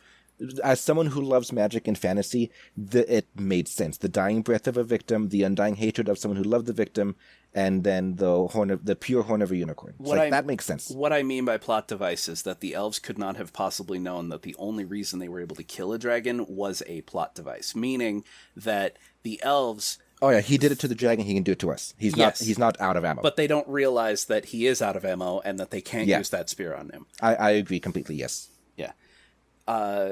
But yeah, that whole moment of telling Callum, telling her, I think it would have been more impactful if I could change one thing about the show. I think it would have been far more impactful if she was in the room when he did that. Yes, I agree 100%. Because he just went up and went, "Oh, I cast a spell and I found out your parents didn't run," and she's like, "Oh my god, thank you." I mean, and it's he could prove that he cast a spell because he had a picture of the parents. He's never seen them before. That is true. He had to see them to be able to draw them. I get that, but I still think it would be better if she was there to see the events play out. Yeah, it would have meant a lot more. It would have meant a lot more because, me as the skeptic among us, it's you cast a spell, you saw my parents, sure, but I can't. I guess I'm just going to trust you implicitly that this is exactly how the events went down. If you've already made it apparent you do not want me to stay behind as a matter of honor or pride or whatever. So it's maybe you saw the story, but then you're twisting some details to make your point stand. Yeah, this is completely out of left field, but it is something I wrote down as a note, and I wanted to. So when they come across Sol Regum, who's fancy as fuck, and I want to interrupt for 1 second, Dilettante. How do you, as a horn connoisseur, how did you like Sol Regum's horns? Too abstract. Well, he's there are some levels you don't cross. He's I loved the his Sun horns. Dragon, though, right? He represented the Sun Kingdom. Yes, he is a sun dragon. Yeah, so it makes sense because a lot of the regalia that the Sun Kingdom had was very Aztec, very gold, very ancient, bright. So Sol Regum is the archdragon of the sun. Yeah. So anyway, just this has nothing to do with plot. This is just literally about technical. So when she is suggesting using Callum's scarf to distract him and give me your scarf, in the back of my mind, and I was almost tempted to pause and tell Ray, I'm like, this is not going to be the plan, right? Because they're going to have to alter the character model. His model is made. Did they actually model the scarf coming off of him? And then, yeah, he pulls the scarf off and hands it to her. And I'm like, oh my God, they altered the model for this. Okay, I don't know how they make animations like this. I'm guessing as an observer. I don't think the model has the clothes pasted to it. I think the model actually would be naked, and then they have a closed object that they put on the model because then they can apply cloth physics to it, which would make it much easier for capes to flutter as they move and stuff. Yeah, I guess that's true. So it's easy enough to take the scarf cloth object off and put it on another model. Yeah. And another another just random aside, I really liked the way Soren's cape was. The fact that it went through holes in his shoulder armor instead of being like just wrapped around the neck and pinned to the chest piece like most capes. I really liked his cape. That is a tiny detail I did not notice. You do hyperfixate on weird things. Yeah, I did. And there have been a couple times where, like, the other reason I really like Soren is because a lot of the mental predictions that I had for dialogue or events happened because, I just know the way Soren thinks, I guess. When Soren is climbing the mountain in season 3 and he's struggling and gasping, and I'm like, maybe I shouldn't have done this in armor, buddy. And he's like, and then 2 seconds later, maybe I shouldn't have done this in armor. And I'm like, yay, I love you, Soren. Fun fact, listeners, Bantam very rarely will listen to our own episodes at some point. I don't know what triggers it, but he will. And he tells me that he sits there listening to one of our episodes and he'll hear himself or one of us say something. Like the example I remember is Dilettante said something in Bantam in real life immediately. That's not how that works. And then 2 seconds later in the audio, that's not how that works. And he just starts just cackling. There was an episode where Dilettante said something and then 5 seconds later in the recording, I said, that's not how that works. But while I was re-listening to the episode at work, Dilettante said the thing, and then I went, that's not how that works, and then I hear myself go, that's not how that works, and I'm like, oh my god, yay! I don't know. It's good to know that your mental state hasn't changed, I guess. I don't fucking know. I'm surrounded by dorks. You are the biggest dork. Well, No. it's surreal. It's surreal listening to my own episodes. I listened to a couple other podcasts, and there was a couple other podcasts where the question always inevitably comes up after X amount of episodes, where one of the hosts will ask the other host, like, do you ever go back and listen to our own show? And the answer is almost always no. Like, they don't listen to their own episodes. I listen to our own show while I'm busy editing it, so I don't do it again after it's already uploaded. It's like, I don't need to hear this 5 times. Thank you. But I will listen to old ones every once in a while, and it's funny because listening to podcasts, you know, as a, not for our studio audience that's listening to it live right now, but when you're just listening to a random podcast and it's like, when a host says something and it's wrong, or when they say something and you have an immediate response, and it's like it's so surreal to know that you were actually there and you want to yell at yourself, like, no, say this. Oh, so dumb, you know. Dilettante physically cannot listen to our own podcast because he will become a singularity. I hate my own voice. I'm one of those people that will cringe when I hear myself. No, and that's one of the main reasons that Everybody does that. That's one of the main reasons these other podcasters are like, I can't listen to my own episodes. Everybody hates their own voice. That's because you're... Listen, now that's cringing at your own voice and turning into a singularity. And I will turn into a singularity. Here's the thing. Your own voice sounds different to you than it does in recording, and that's because your inner ear actually will filter your voice to make it sound different. So sound better? Not better, but the way you hear yourself talk out loud, if you speak right now and then you record yourself and play it back, it's going to sound completely different. Oh, I know. I've done it before, and I hate it. All right. Enough. Let's talk about the tangent. Let's talk about the Zim. show. Let's talk about Zim. Ozymandias, cutest motherfucker ever. And it makes me sad that when you see Thunder, his dad, he's going to get way uglier. He just looks so... The thing is, okay, so this is a little bit meta knowledge, because this is an animated show and you make design choices to give certain impressions to the audience who looks at it. If you were to suddenly show adult Zim, he would probably still be cuter than what his dad looked like, but that's because we know him personally. The reason why a lot of the dragons look the way they look now is because when you first see them, they're supposed to be awe-inspiring and intimidating. Adult Zim would probably be animated in a much softer way. He'd have larger eyes, a bit more expressive, and probably less rough looking, particularly on the chin, like his dad did, because he was supposed to be a character that you would not feel threatened by. I don't again, I don't have the words, but yeah. Zim's dad had a chin. So I sympathize with everybody who said that they don't agree with Zim having dog sounds, but again, in order to make the general audience go, "Aww," where They did it with Toothless, and Toothless barely made it. Toothless did not make one dog sound. Don't want to hear it. 0 out of 10. Laziest choice they could have made. This is with true. The dog sounds. As much as Toothless did act like a dog, he did not make actual dog sounds. I don't think it was lazy. Like you already said, like the first season was very jarring because there weren't enough frames and the animation was wonky and all that, right? Yes. I just hit my microphone. Sorry about that. And then I said it's probably because they didn't really have a budget. They had to pitch it. And then once they saw how much it took off, they got more funding and they could afford more frames and all that, right? I think in a similar vein, when having to make Zim sounds, they had to use what they had available. They had to just take dog sounds or whatever. And then with more funding, they could have made their own dragon sounds. They had already too late. We already dog sounds. Zim already has dog sounds. Too late. We're kind of stuck with this. Some of the individual scenes that Ray and I agree are pretty much the fucking greatest with Zim. There's one scene where Zim pushes his head into Ezran's hand and does like a little, which Ray really liked. But then there was one that I actually had to rewind because I had missed it. But when they're on top of the Strider thing in the desert after they rescue Nyx. Zim backs up and like gets all puffy and angry at her, like, and then when because they're like napping and so he's like protecting them, but then they wake up and he's like, I'm no longer needed. And he does like a, and then he like does like a strut, and it's the cutest fucking thing I've ever seen in my life.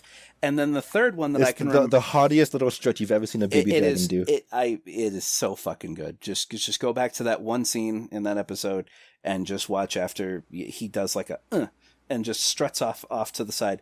And then the other one is after they defeat Sol Regum by having him trap his head in an archway. As they're running away, Zim stops and does like the burying a cat turd. Yeah, like, he turns around and does the burying filth motion. Yeah, like, and then he like runs off, and I'm like, oh my god. Zim's gonna grow up to be a little punk. Yeah, he is. It's gonna be beautiful. Zim was adorable. Everything about him. Zim best character, Zim obviously. best, Dragon on a Dragon podcast, obviously best character. But yes, Zim best character. Well, best character in general, followed closely by, and then our personal favorites. You guys gave your personal favorites. I didn't mind yet. I think my personal favorite is actually Erebos. And that, I don't think it's really fair because, like I said, like we said off the air to people in our audience before, like he is just very similar to a character that I made for D&D. And so, like, personality matches, like, almost exactly. And so there's, like, already an attachment there that isn't really fair, but Erebos is my favorite, regardless of the reason. So I want to address something that Venter had said. He says it bugs him that why would he do that to a fellow dragon along with being afraid to see his dad? So I'm under the impression that Zim can understand what people are telling him. Like they do talk to him a lot and he reacts to it. He understands English, but he doesn't speak it. He understands English, and when they asked Sol Regum, when they tried to sneak past him, it didn't work, and then they're like, we're going to try reason. And Sol Regum is like, yeah, sure, I'll let you pass, but the human dies. And he goes, or you all die. And it's like, when she tried to appeal to him and he's like, no, and then attacked, it's like, you, as Zim, realizes this dragon is so fucking far gone with hatred that he would kill the fucking dragon prince. The fact that Sol Regum was so, I'm gonna do what I want, even if that means I want to give Sol the benefit of the doubt, and the fire breath would not have killed Zim. Maybe just hurt, but probably not killed. I'm pretty sure it would have killed him. Maybe because it melted the agree stone. I don't know. It turned it where his first fire blast hit the ground. It caved in the ground and turned it to fucking glass and stone. Again, this is me grasping at straws. Give Sol the benefit of the doubt because it is really unrealistic that he would be willing to kill the dragon prince like that. Yeah, he wouldn't be. He would unintentionally kill the prince because right now in his mind he knows the elf is holding the dragon prince, not the human. So the human is currently free game to fucking roast. Also, he doesn't know where the he probably prince doesn't is. know that they're holding him. The dragon prince is probably just standing nearby, for all he knows. No, he got a sniff. Okay, prince. but all that's beside the point. The point being is that Zim realizes that this dragon is a fucking asshole, And well, okay, but I understand what you're saying.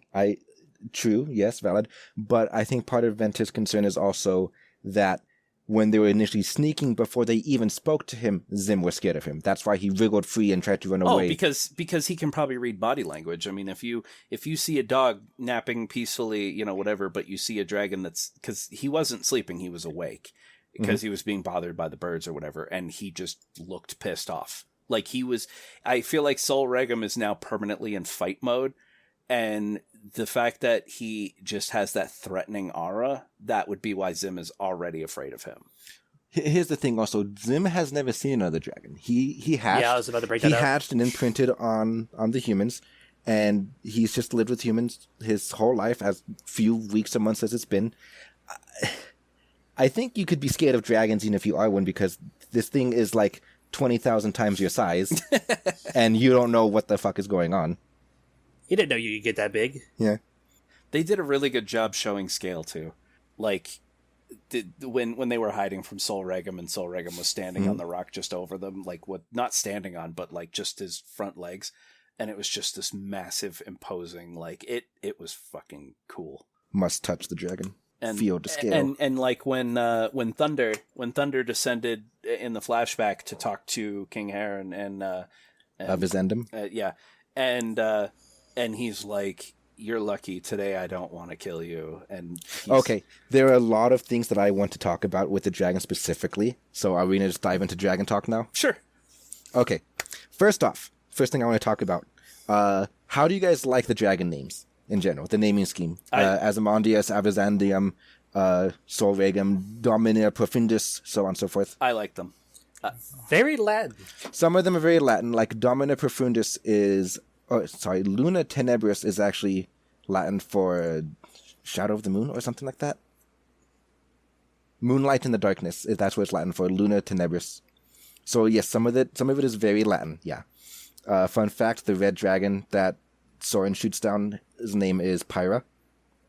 And apparently my girlfriend. Oh, yeah. So according to Bantam. It's either your girlfriend, your sister, or you being gender bent.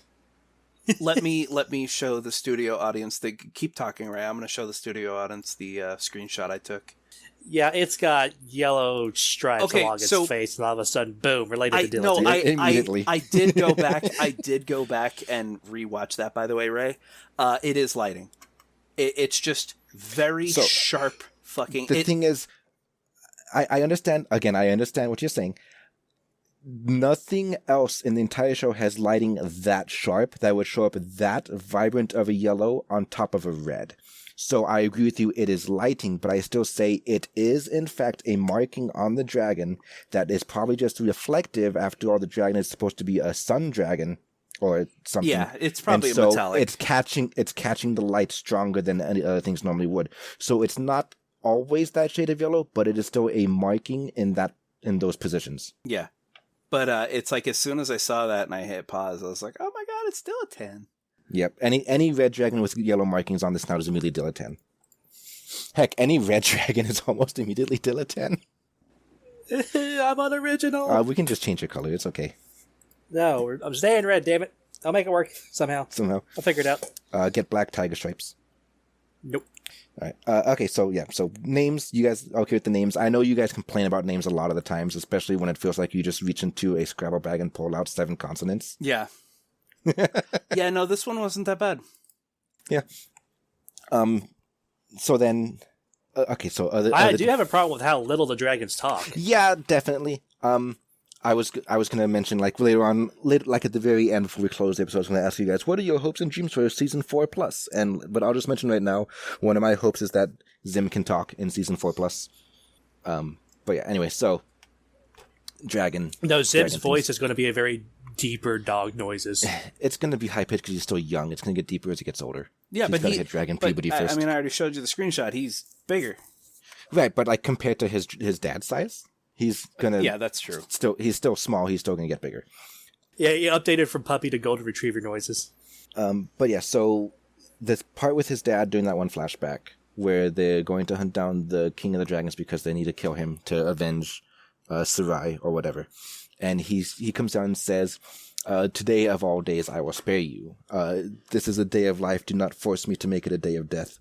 I love that from like a cultural perspective, where I think that was the day that Zim's egg was laid. Like, that's the actual day it was laid. And so you celebrate that it's a day of life. You don't, like, I imagine in their culture, like, if you had to go and hunt every single day, dragons usually don't because of magic reasons. They need to eat less food. But, like, if you would, this would be the day you go without eating, because you do not kill anything on the day that your egg is laid or egg is hatched or whatever. And so just that tiny little bit, today's a day of life, do not force me to make it a day of death. I loved that. And do you want to know what I didn't like about that?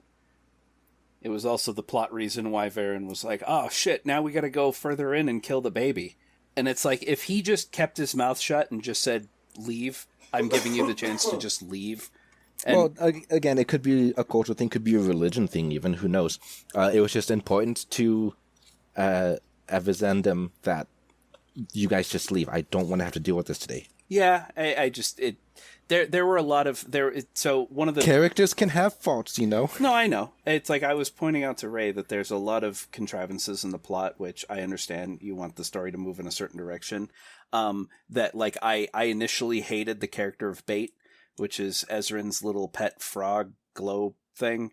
He was the best. I really fucking hated him at first because he seemed like a plot device to get them into more trouble.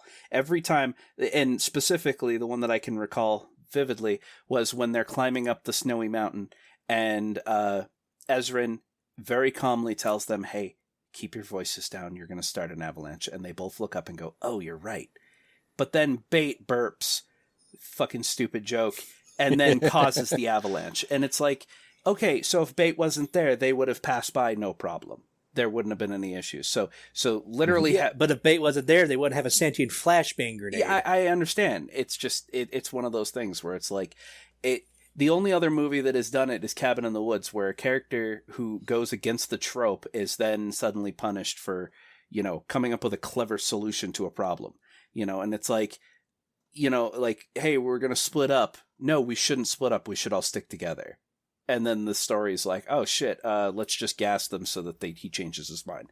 And it's like, Ezrin is like, hey, we should keep it down so we don't start an avalanche. And then a character's like, oh no, I'm going to suddenly make a really loud noise because the plot demands that this avalanche happen. And it's like, oh, well, okay. I feel like, again, I still believe that they're trying to put stuff in here for people of all ages, right? Full-on family movie. Like the few fart and poop jokes and whatever were there for the little kids to get their giggles in. This was a burp joke that was there for the little kids to get their giggle in. How dare kids get their giggles? How dare they giggle? Story. Speaking of, when I first saw Dragon Prince on Netflix, I thought it was going to be some sort of Game of Thrones wannabe type situation, so I steered clear of it as much as possible. Not realize it was going to be this good. Yeah. For this Avatar base. Good thing I can force you guys to watch things. And you better use his power wisely. He has this power. Like the more content that we get through, the more books and TV shows, and it's like, this is that thing he tried to get me to read or watch like a year ago. Turns out I like it. Okay, well, we're gonna do it. That's not true with everything. I know. Tooth and Claw and Mating Flight. I'm aware. 2 years ago, Ray tried to get me to watch Dragon Prince, and I think I watched maybe the first episode, and I was like, stupid. And I didn't want to watch it because the way my brain works is that if I am fixated and entertained by one piece of media, I don't want another piece of media to interrupt it. And it's like... Was this your Breaking Bad binge? Is that... I don't know. The timing? Because Breaking Bad was back when I lived in Georgia. So, but point being is that if there is a huge TV show, we'll use Breaking Bad, for example, and I'm like halfway through season 2 and binging it, and then someone's like, you should check out this show. No. Leave me alone until Breaking Bad is done. Yeah, back on topic. Back off topic. Venter, I have Venter asked if I have seen Better Call Saul. Yes, I have, and it is very good. Okay, back on topic. Back on topic. We have like a little statue that goes on a pedestal. It means we're on topic, and then it gets moved off when we go off topic. So I put the statue back. Bender's like, no, puts the statue off again. And then like, statue back. All right. Anyway, so another like bit of dragon thing to talk about. Sol Regum himself, absolute Chad, all right? Mm-hmm. Like the Weak to arches. Well, What? weak to Oh. fireballs in the face. I initially said out loud while that the flashback was happening with the whatever, where Sol Regum is like, "You give up magic right now." That's what I want to talk about, because it's like give up magic, or I'll kill all of you or whatever, right? And he's like, you just want us to go back when we didn't have anything, back when we were lesser creatures. You are lesser creatures. Yeah. It's like absolute Chad and based. And then the human mage based is and like, dragon pilled. and then the human mage is like, you promised I'd be safe. He goes, yeah, you are here on this mountain. And then he looks over to the city and he's like, miles away from the city of whatever it's called. And he's like, oh, you can't kill all those hundreds of thousands of people. He goes, then give up magic. And he's like, never. And he's like, all right. And he flies away. Yes, like Soul, it's absolute Chad dragon. Yeah. But so then when Sol Regum comes back and the human mage is charging up a little fireball about the size of a basketball and throws it at Sol Regum, I'm like, oh, wow. You got vaporized and that's all you were able to do. And then when I see the damage, I'm like, oh, never mind. It was a dark fireball. Yeah, I guess, because I was like, he's a sun dragon and you threw a fireball at him. Are you stupid? And then the damage, and I'm like, oh, okay, well, okay, I guess not. I really hope they get into the backstory of that staff, because that staff seemed they will. That staff totally came from Erebos. That's like his staff. Like he made it. I guarantee. It probably that's is why, his, because like yeah. when Viren was first talking to Viros in the mirror, and he's like, "Who are you?" and he just looks at the staff. Did he? I didn't notice that. Yeah. I thought he was just looking off, like like when a character just looks away, like No, he was looking at the staff specifically. Oh shit. Yeah. And plus, it's got the blue diamond motif in the middle of the staff. The same diamonds he has under his eyes. Yeah. Yeah. So yeah, I didn't notice that. That's cool. Yeah, because Sol Regum seemed really angry to see the staff, and that's when Who gave it to you? Tell me. Yeah, tell me who gave it to you. And the fact that when he incinerated the human to dust, and then the staff was untouched, and now Viren has the staff. And I thought it was really cool. The other thing about the pacing of the show in general is how the heroes are learning new skills, learning, to talk about their like character building, character growth, right? Mm-hmm. But the bad guy also had character growth. He was becoming more and more twisted and more forceful, and then he eventually dropped Erebos' staff for the Sun Kingdom staff. And I was just like, God damn, like he's leveling up, guys. You need to fucking like take. You gotta end him. You gotta end him. He's leveling up. There were a couple other things where sometimes this is why I like watching stuff with other people, because there are things that I noticed that are stupid, and there are things that Ray notices that are very smart. I noticed all the profound things, like the fact that the staff belongs to Erebos, and I noticed the stupid shit, like whatever. But one of the things that having someone else to bounce off of. So in season 3, when Viren shows up in Xadia and he's got his whole army and he takes the Sun King staff or Sun Queen staff, he tries to convert his son Soren by inoculating him against the Dragonfire, which involves using the Sun staff to essentially twist him.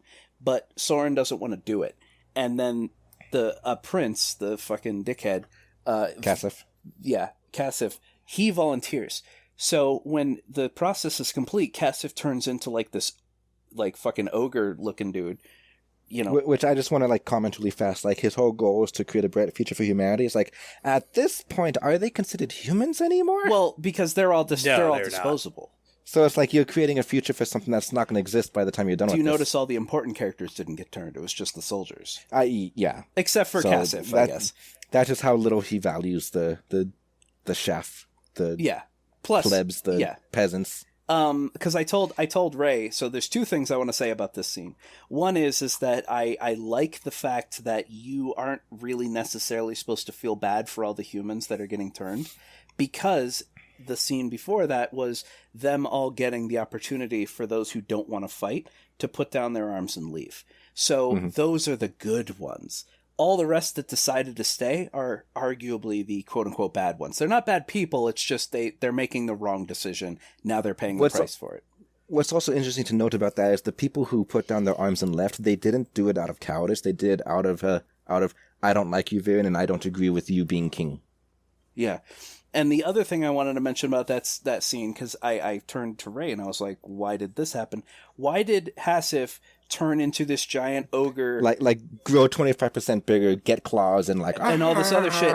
But then when he combined both staves and created the giant sonic boom that turned everybody else, why did they just get a texture change? They didn't grow bigger, they didn't get claws. And Ray pointed out, and it's not explained in the show, so I accept Ray's explanation, which is it was a fully concentrated beam directly on this one dude, whereas the other one was two staves creating a sonic wave that affected thousands. So it's like, yeah, it's more diluted.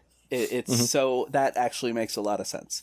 One thing I don't like about this scene is it's a good scene for showing how far Viren has fallen, because like I said, they're no longer human. You're basically destroying the identity of what you were trying to elevate in the first place. It's a good way to show how far he's fallen. But I don't like it because it was also used as a means to be like, hey, like Bantam pointed out, no one really dies in the show, right? Everyone just gets knocked out. Like, Rayla still hasn't killed anybody. When she was trying to save the Dragon Pyra, she kept just knocking people out, right? So no one really dies, but now we're getting to a big battle where people are going to die. But it's only okay that we show that because they're now monsters. We don't leave them as human anymore. Yeah. So it's okay. And that was when the show, for the first time, against actual human beings, the Hasif was, about to choke slam Callum. And then he turns and an arrow fucking right in the center of his face. And I'm like, oh, actual... But again, it's only okay because he's not human anymore. Yeah. And he can't even talk anymore. That's how dehumanized we got to make him. He can't talk. He has no higher brain function anymore. The fact that they're the battle lines are being drawn and he just charges forward by himself and it's like, whatever, just go. Yeah. It's like, this is how much we have to monsterify him to make it okay to kill him later. Yeah. Which I don't like. And then, it's a little bit too dumbed down. And then later, the final quote unquote final confrontation with the big bad Viren. So I kind of already assumed something was up when they showed. So Ezrin, after the battle, the good guys won. After the battle, Ezrin sees Claudia with the sun staff, and she runs off into the fog, and he chases her. And I'm like, oh, Ezrin, you fucking idiot. Which it was a trap. And so Viren is standing over him with the staff and about to stab him in the chest with the staff, and then Soren shows up. And Soren raises his sword against his father, with Claudia on the other side telling Soren to stand down. And it finally ends with Soren stabbing his father directly in the chest. And it's revealed after that that it's not actually Viren, it was just an illusion. Which I do like how it was specifically 3 moon moths, which just because it's always been 3 moon moths that have been tormenting Soren the whole time. I hate the moon! I hate the moon! But when he stabs him, the illusion showed bleeding. It was her way of sussing out whether or not Soren was truly far gone. Like, he couldn't be pulled back. Here's the thing. Just to my point earlier, this would have been the one time that they show a human dying, but no, it was an illusion. So again, it doesn't count. But it does count because there was blood, and he collapsed and fell dead. Yeah, and Soren had a little breakdown. And Soren had a breakdown. Even though it was an illusion, they showed it. They showed a sword going into his chest, and they showed, when it came out, blood. And I was like, oh, wow. And then it was an illusion. You're like, nah, son of a bitch. Something else I like about that scene is Claudia's reaction. Just horrified and, Soren, how could you? Even though she knew it was an illusion, she knows that Soren doesn't know that. So had that been their actual dad, he would have killed him. And again, it's like she was using it to find out whether Soren was truly far gone from their ideals or if he could be brought back to their ideals. And when he killed the father, that was symbolic to Claudia of, okay, Soren is the enemy. I have to purge my love for my brother and just leave. So that was pretty cool. To backtrack a bit to Sol Regum, the Chad Dragon, I just want to say the way the cinematography, I guess you could use the animation, the scene, the way he moved when he was talking to the old human mage. I don't know if we ever got his name or not, but just like he lands on a hill really far away and they're talking like probably the course of like half a mile away. And then just like kind of like walks down the hill, but like it's a long distance, doesn't look that because of how big the dragon is. And then when he's angry, he's like, "Tell me who gave you the staff," and just kind of just pacing around him. It's like, I love that. Very intimidating. Loved it. Pretty sexy for I say so myself. Oh god, I found it. I found it. I found a supercut called Soren being hilarious for 8 straight minutes. Cool, And, you can watch it after we're done recording. I'm just going to send it to Soren. Soren can watch Soren. Trying to think of other things I want to talk about. Doritan, take the wheel. Oh, I don't know how to drive. I will say there is one little plot hole that I noticed when I was going back to find the scene where the dragon turned its head for Rey that I mentioned with the markings. I also wanted to confirm something else. So I'm pretty confident in saying that this was a plot hole, or maybe they didn't remember or whatever. But, so toward the end when Viren is cornering, Zim, at the very, very, very peak of the thing, and Zim is like backing up and looking over the cliff like, oh no, and I'm like, he's got wings, he can fucking fly, and Rey's like, no, he can't fly very well, remember how short, whatever. The entire time they were climbing up the mountain, Zim was flying. He was flying back and forth. Must have missed that. Yeah, he was flying back and forth for a solid fucking like 3 minutes. He wasn't just at least gliding. He was flying up the mountain and back down while they were climbing. And so he is very capable of flight right now. And at least in that scene they showed he was. But it's like then he's suddenly like, oh no, a big drop. And it's like, dude, just jump and fly. I mean, the 3 F's of being scared, he might be a freeze type. Yeah, that's true. Keep in mind, he's a babby. A babby. Babby. But I'm a baby. You know, they kind of glanced over after that final battle of just the after effect of him getting his soul literally sucked out by Varen.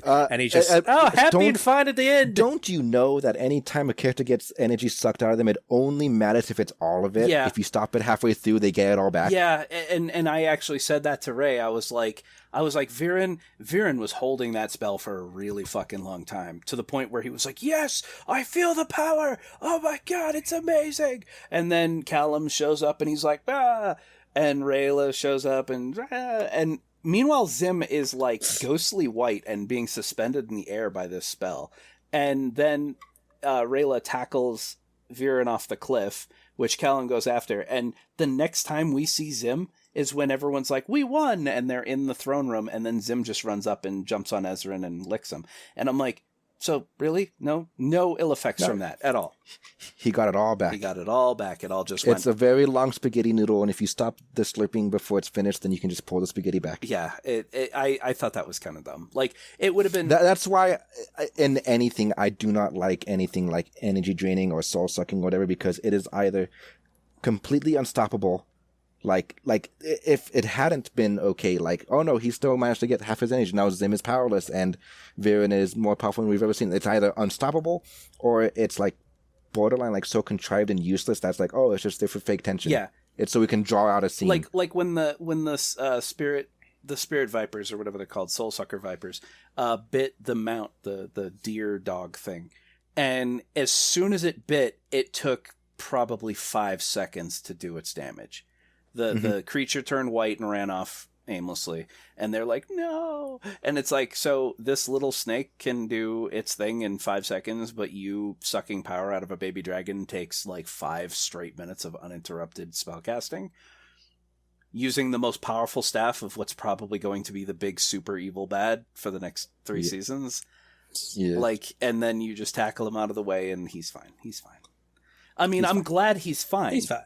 It's just I would have preferred, instead of a soul-sucking beam, that it was like a ritual that would involve stabbing Zim with the staff.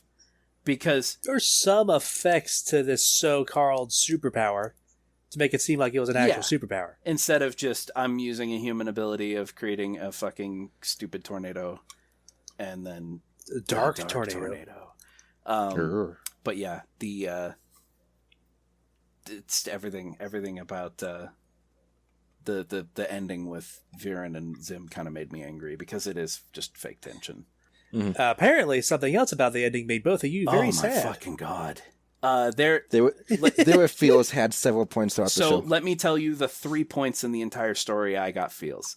The first one was when Ezran gave bait to the baker.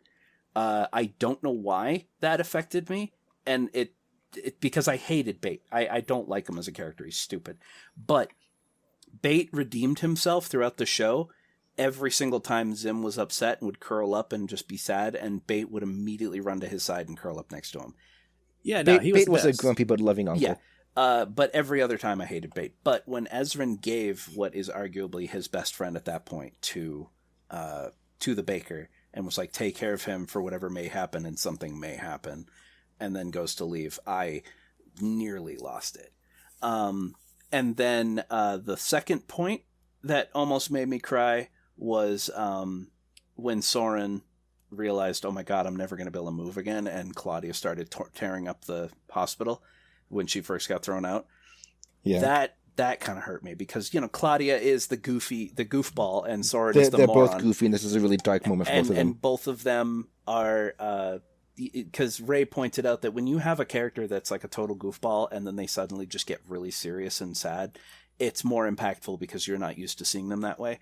Like there's an anime. I was Future Card Body Fight. Yeah, where there's a character that's like Phantom hates the character because he's just a goofball. He's always doing really stupid fake rapping. He's like yo, whatever, right? But then there was like one episode where he had an emotional breakdown, and Bantam was just like, oh my god. Yeah, because you had a lot more build up for that character before that breakdown. But and then the third point that made me cry, this is probably going to make everyone really upset. I didn't really feel anything when Thunder turned to stone. Cause how dare you? Well, it's not because haha fuck you, but it's mostly because like, dude, you did just straight up kill some people. Like they were running away. They were really close to the entrance, and he looked and went, "Oh no, you don't," and murdered them. And it's like, well, if you don't punish them, they're going to do it again. Well, yeah, whatever. But I was like, oh, that sucks. Like it didn't hit me as hard as the final reveal when the mother wakes up. When the mother woke up, that destroyed me. Uh-huh. Like Ray and I were both just watching it. Now, here's the funny and interesting thing, right? So Ray has seen the show before. He never watched the last episode. When we started the very last episode, Ray's like, I don't think I've seen this. I have no memory of this. And it's because, and as he theorized, he didn't want to watch the last episode because he wanted to wait for the next season to come out. It's like the end of episode 8 was like a pretty decent ending point. So it's like, I'm not going to ruin it by watching episode 9 to get a big cliffhanger. I'm going to save that for when the next season's out. And then, 3 years later, yeah. Oops. And so when she finally wakes up, and I think the moment that hit me the hardest was when she looked down at Zim, and her eyes suddenly got really small, like, oh my god. And then she's like, is this a dream? Like my son? The other part that kind of hurt was Zim being sad that he couldn't wake up his mother and curling up in the empty egg spot. Dude. Yeah, that one nearly got me when he was trying to like wake up her mother with magical lightning. Deal of tears? No deal of tears. It tugged a lot, but it didn't get anything. Also, yeah, it did tug a lot. Going back to, I want to go back to like the king and turn to stone. I feel like you can come back from that. It's not. It's arguably it's not true like death. A confirmed. The thing is I'd really like to see what would have happened if someone yanked the sphere out. But here's the thing: he's missing 2 of his legs and all of his wings. No, he's missing half of his wings. He's got all. He doesn't have all his limbs because when Rayla was standing in front of it, one of his 4 legs is completely gone. So it really depends on how literally how the spell works, but also like how the universe wants to handle petrification. Because like in D&D, if you're petrified, you're put into stasis, and so it could be 10,000 years later when you get unpetrified, you're back. But if anything happens to the statue, then you fucking die. So it just depends on how they want to handle it. If like you're turned to stone, you're dead. Sorry, you're a statue now. like Medusa style from ancient Greek. I don't think you can bring people back from Medusa statues in ancient Greek mythology. It's like, no, they were permanent statues. yeah. So it could be he's dead, he's in stasis or something. And even if he's in stasis and he's missing his wings because of erosion or that, depending on how they reverse the spell, it could be like, the stone starts cracking and there's light coming out and it's very bright and we're forced to look away, and when we look back, then he's back and he's whole because the light also reconstituted his limbs. It's like, could. Likely. I don't know. I feel like the same way with the king coming back. Whatever. It feels unnecessary? It feels like it would negate a lot of the growth. Like, a lot of the point of the story is that Zim is the dragon prince, and we're going to bring him back to his mom, and hopefully that will cause peace. But then later on, we also realize that, hey, that when they're in front of the statue and talking about it, and Callum's like, I don't know how I should feel. Happy because vengeful because he killed my mom, or sad and regretful because that's Zim's dad. Well, see, there's room for the king to actually have a good character arc to have his opinion changed for the humans. Let me finish my thought. Because okay. The thing is, like, at that point, a lot of the plot direction kind of shifted towards, here's Zim and Ezrin, the children of two kings who hate each other in this whole cycle of vengeance thing, playing together and being friends. So even if the peace often doesn't work, the point is when they grow up, they can both create peace because they are friends. And so if the old king comes back and Zim can't become king himself, that kind of rocks that boat, so to say. So it's like Zim's dad has to stay dead for Zim to be able to become king and create a bright future between the two halves. Yeah, because he's still... maybe Dragon will be a little more honorable. Where it's like, hey, you died. You lost your title. Sorry. That is also possible because Sol Regum was the king before Avizendum, Zim's dad. And before Sol Regum, the Ocean Primarch, whatever her name was the Dragon King and whatever. So it is possible that he could come back, but the crown still belongs to Zim for one reason or another. We don't know enough about the dragon hierarchy to really weigh in on that. I think there actually are books or comic strips that got made for this universe, because I don't know where else we would have gotten the names for these other dragons, like Luna Tenebris and Domina Profundis. The credits? Maybe? Except we didn't even see they, them. They do name drop a lot of stuff in the credits. Like, that's how you learn most of the creatures' names in Primal. Right, but like, we didn't even see them in the show, so there was no reason they would be in the credits. So there's got to be like little comics or something where they just give random backstories. I'll have to look. But yeah, as far as like the emotional parts that made me sad, it was Zim's dad turning to stone, mostly because while he's effectively dying, his thought is to try to get back to his kid, and then he just like cries at the end because he knows that if he can't protect him, then that Zim's doomed, right? Then most of the stuff with the mom, the first time you see her and you see her tail is curled around the empty nest spot, that broke my heart. Yeah. And then later at the end when she wakes up, that got me pretty hard too. But I think the third part that kind of made me like emotional, which is really weird, is when Callum is busy having his fever dream, and then his little cube box starts to the sky side starts to flicker because he's figuring it out. I don't know why, but that got me a little tight-throated. Just random things that I'm remembering. One of the other things that made, because Ray had not seen the very final episode, when the young queen showed up with her army, and half the army was actually consisting of the people who laid down their arms and refused to march on Xadia, and they're now using the broken chain as their banner. I did like that as aesthetically. Because when he said, no, it's fine, I will respect their wishes to not fight, but they're going to be branded with this broken chain forever, so everyone knows what cowards they are. And then and then they use that as their battle standard. As their battle standard is like, power play. Well, yeah, because they like this. They didn't leave out of cowards. They left out of, we don't agree with you, Viren. You're not the king. And so they took what was supposed to be a mark of shame, and they're like, nah, fuck you. This is our anti-Viren standard now. It was a good moment. I think I just want to gush about Erebos for a bit. You just want a centipede with a seductive voice on your ear. That's what Bantam wants. What do I want? You want a big-ass centipede that just sits on your shoulders. Yeah. So it was getting considerably bigger. Like, yeah, at first, his bug pal was really little and fit on his ear. But then when it started getting bigger and it started just sitting on one shoulder, and then it got even bigger and bigger, it grew really fucking quickly. But oh my god, I love that little centipede. I will say it was fun watching him squirm when it went into his ear to hide, I will stay with you. And then later on when it had to web close his eye. Anything involving Okay, the eye closing, no, none of that. the thing, anything involving eyes. Ugh. But yeah, I'm excited to see where they go with Erebos. But I can't think of anything else to talk about. I think we really touched on most of it. So aside from the fart jokes, the only other thing that really bothered me about this show was the constant references to Sailor Moon. I love those references. All the references and all the memes. One does not simply walk into Xadia. It was fine. Anyway, here's the Wonderwall was cringe. That was a good one. Sailor Moon transformations. I don't get that one. What, you don't? There's an old joke of people who play guitar in like small little bars and whatever, and they'll be talking about bullshit, and they're like, anyway, here's Wonderwall. Yeah, and they're playing Wonderwall. Wonderwall is a very there's a lot of karaoke bars that have rules against playing Wonderwall because Wonderwall is just overplayed as shit. Yeah, so that's the joke. It's not a very good joke, but it got a giggle out of me. But yeah, I like the Sailor Moon stuff. Freaking I don't like Sailor Moon.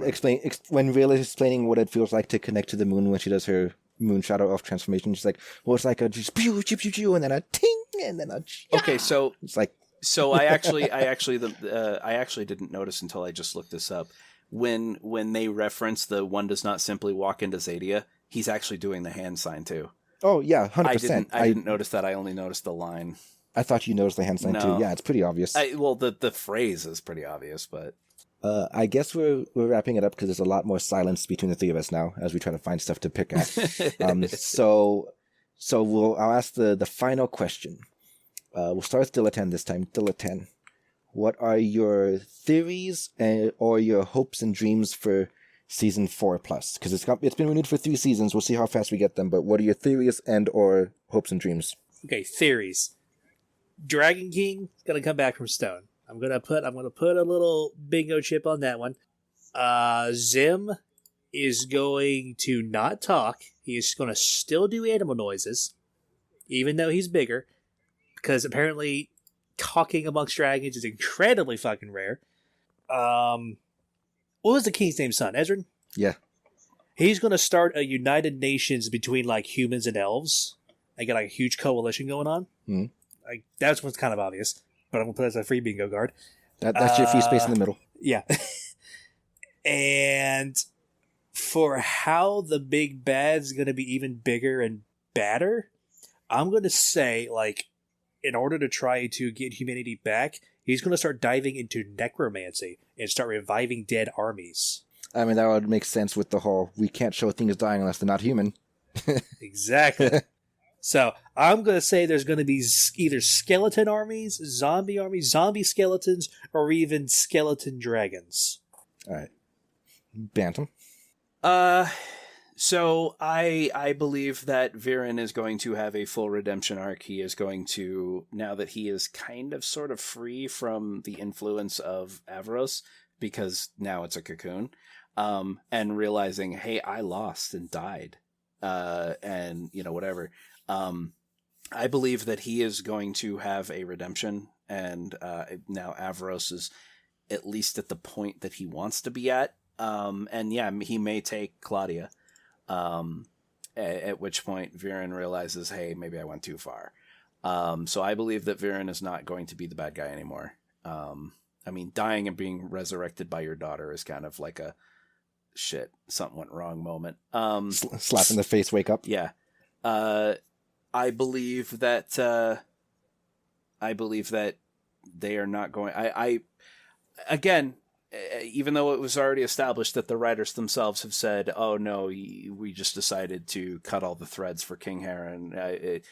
The kingdom of Katala still needs a ruler, a good one. And Ezrin is probably not, he may not want to do that. I mean, he already got a taste of it. And I like how he was like, oh, I'm not a war king. I've never been involved in any of this. And then immediately gets involved in two aspects of war, you know.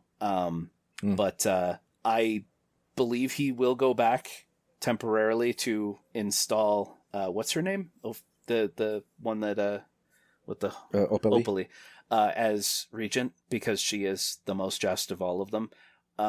Or Corvus. Well, Corvus is probably too much of a, you know, field agent, but so they'll put her there, or what's her face, Amaya, she'll be regent. But I still think that they are going to keep that card in their back pocket, and that there may be a possibility that that Harrow came back, because so I looked it up, and Venter mentioned it in the audience that that it was originally going to be a plot thread that his soul was transferred into the bird, into Pip. And because I thought it was really interesting when they were fighting in the bedroom or whatever, and the bird cage gets knocked over and Pip immediately flies out the window. And then that's it. Pip's gone from the story, and it's like, why did they focus on that? I hope King Harrow doesn't come back. Because Pip's an amazing bird. All right. You done with your theories? Yes. All right, my turn. I want to attack one of yours first. I hope King Harrow doesn't come back. That would invalidate a lot of character growth and development and stuff. So I hope he doesn't. But as far as Zim's dad coming back, could or could not happen. Who knows? My hopes and dreams. I hope that Zim talks. I really, really do.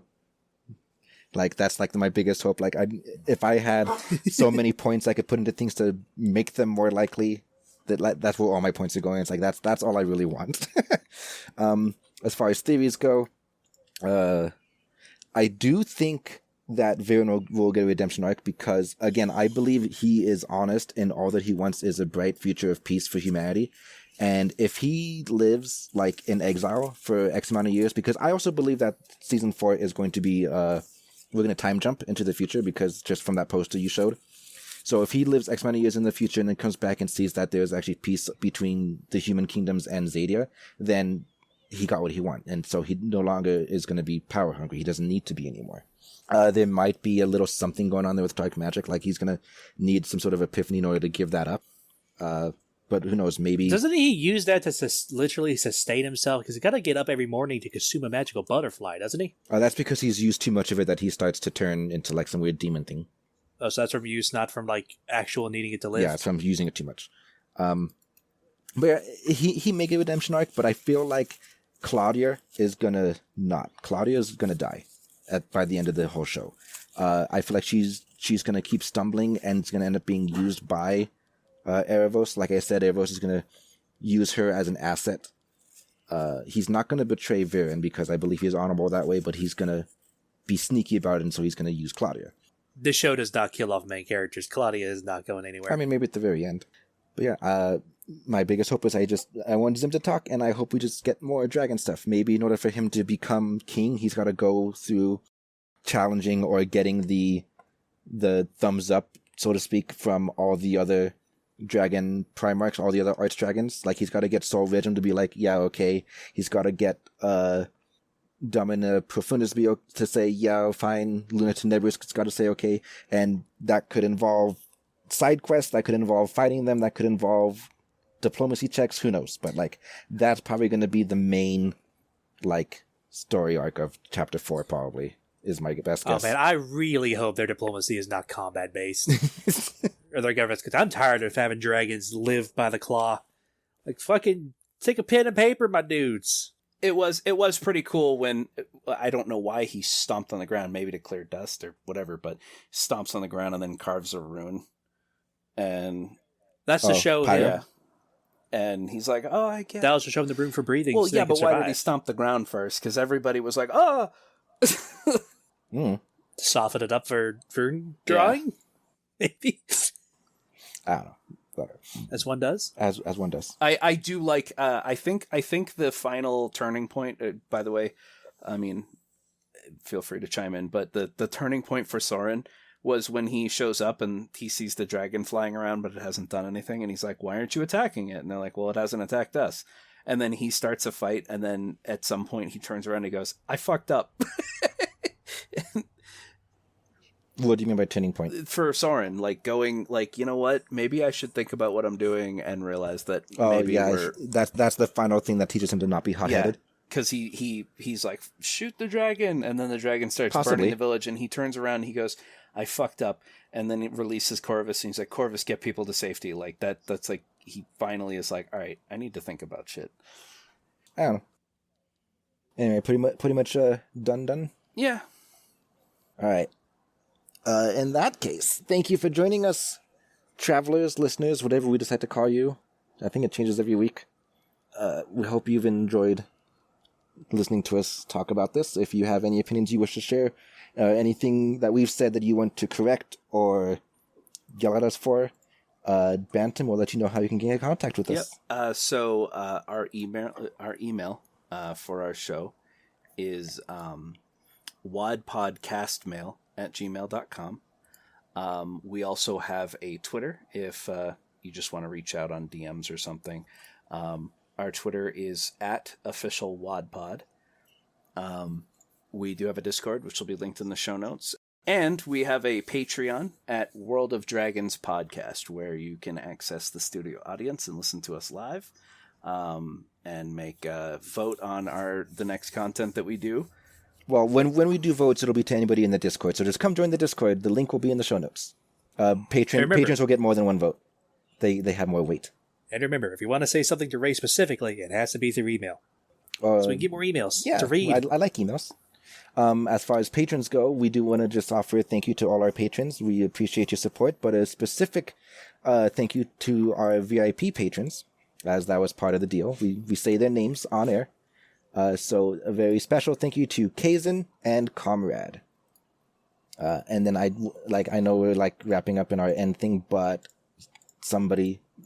Tristanix posted something in the audience stand, a screenshot of someone on Reddit saying, according to the creators, a dragon doesn't learn to speak until at least 90-ish or something. So they're like, oh, so probably Zim won't talk. It's like, well, here's where you're wrong.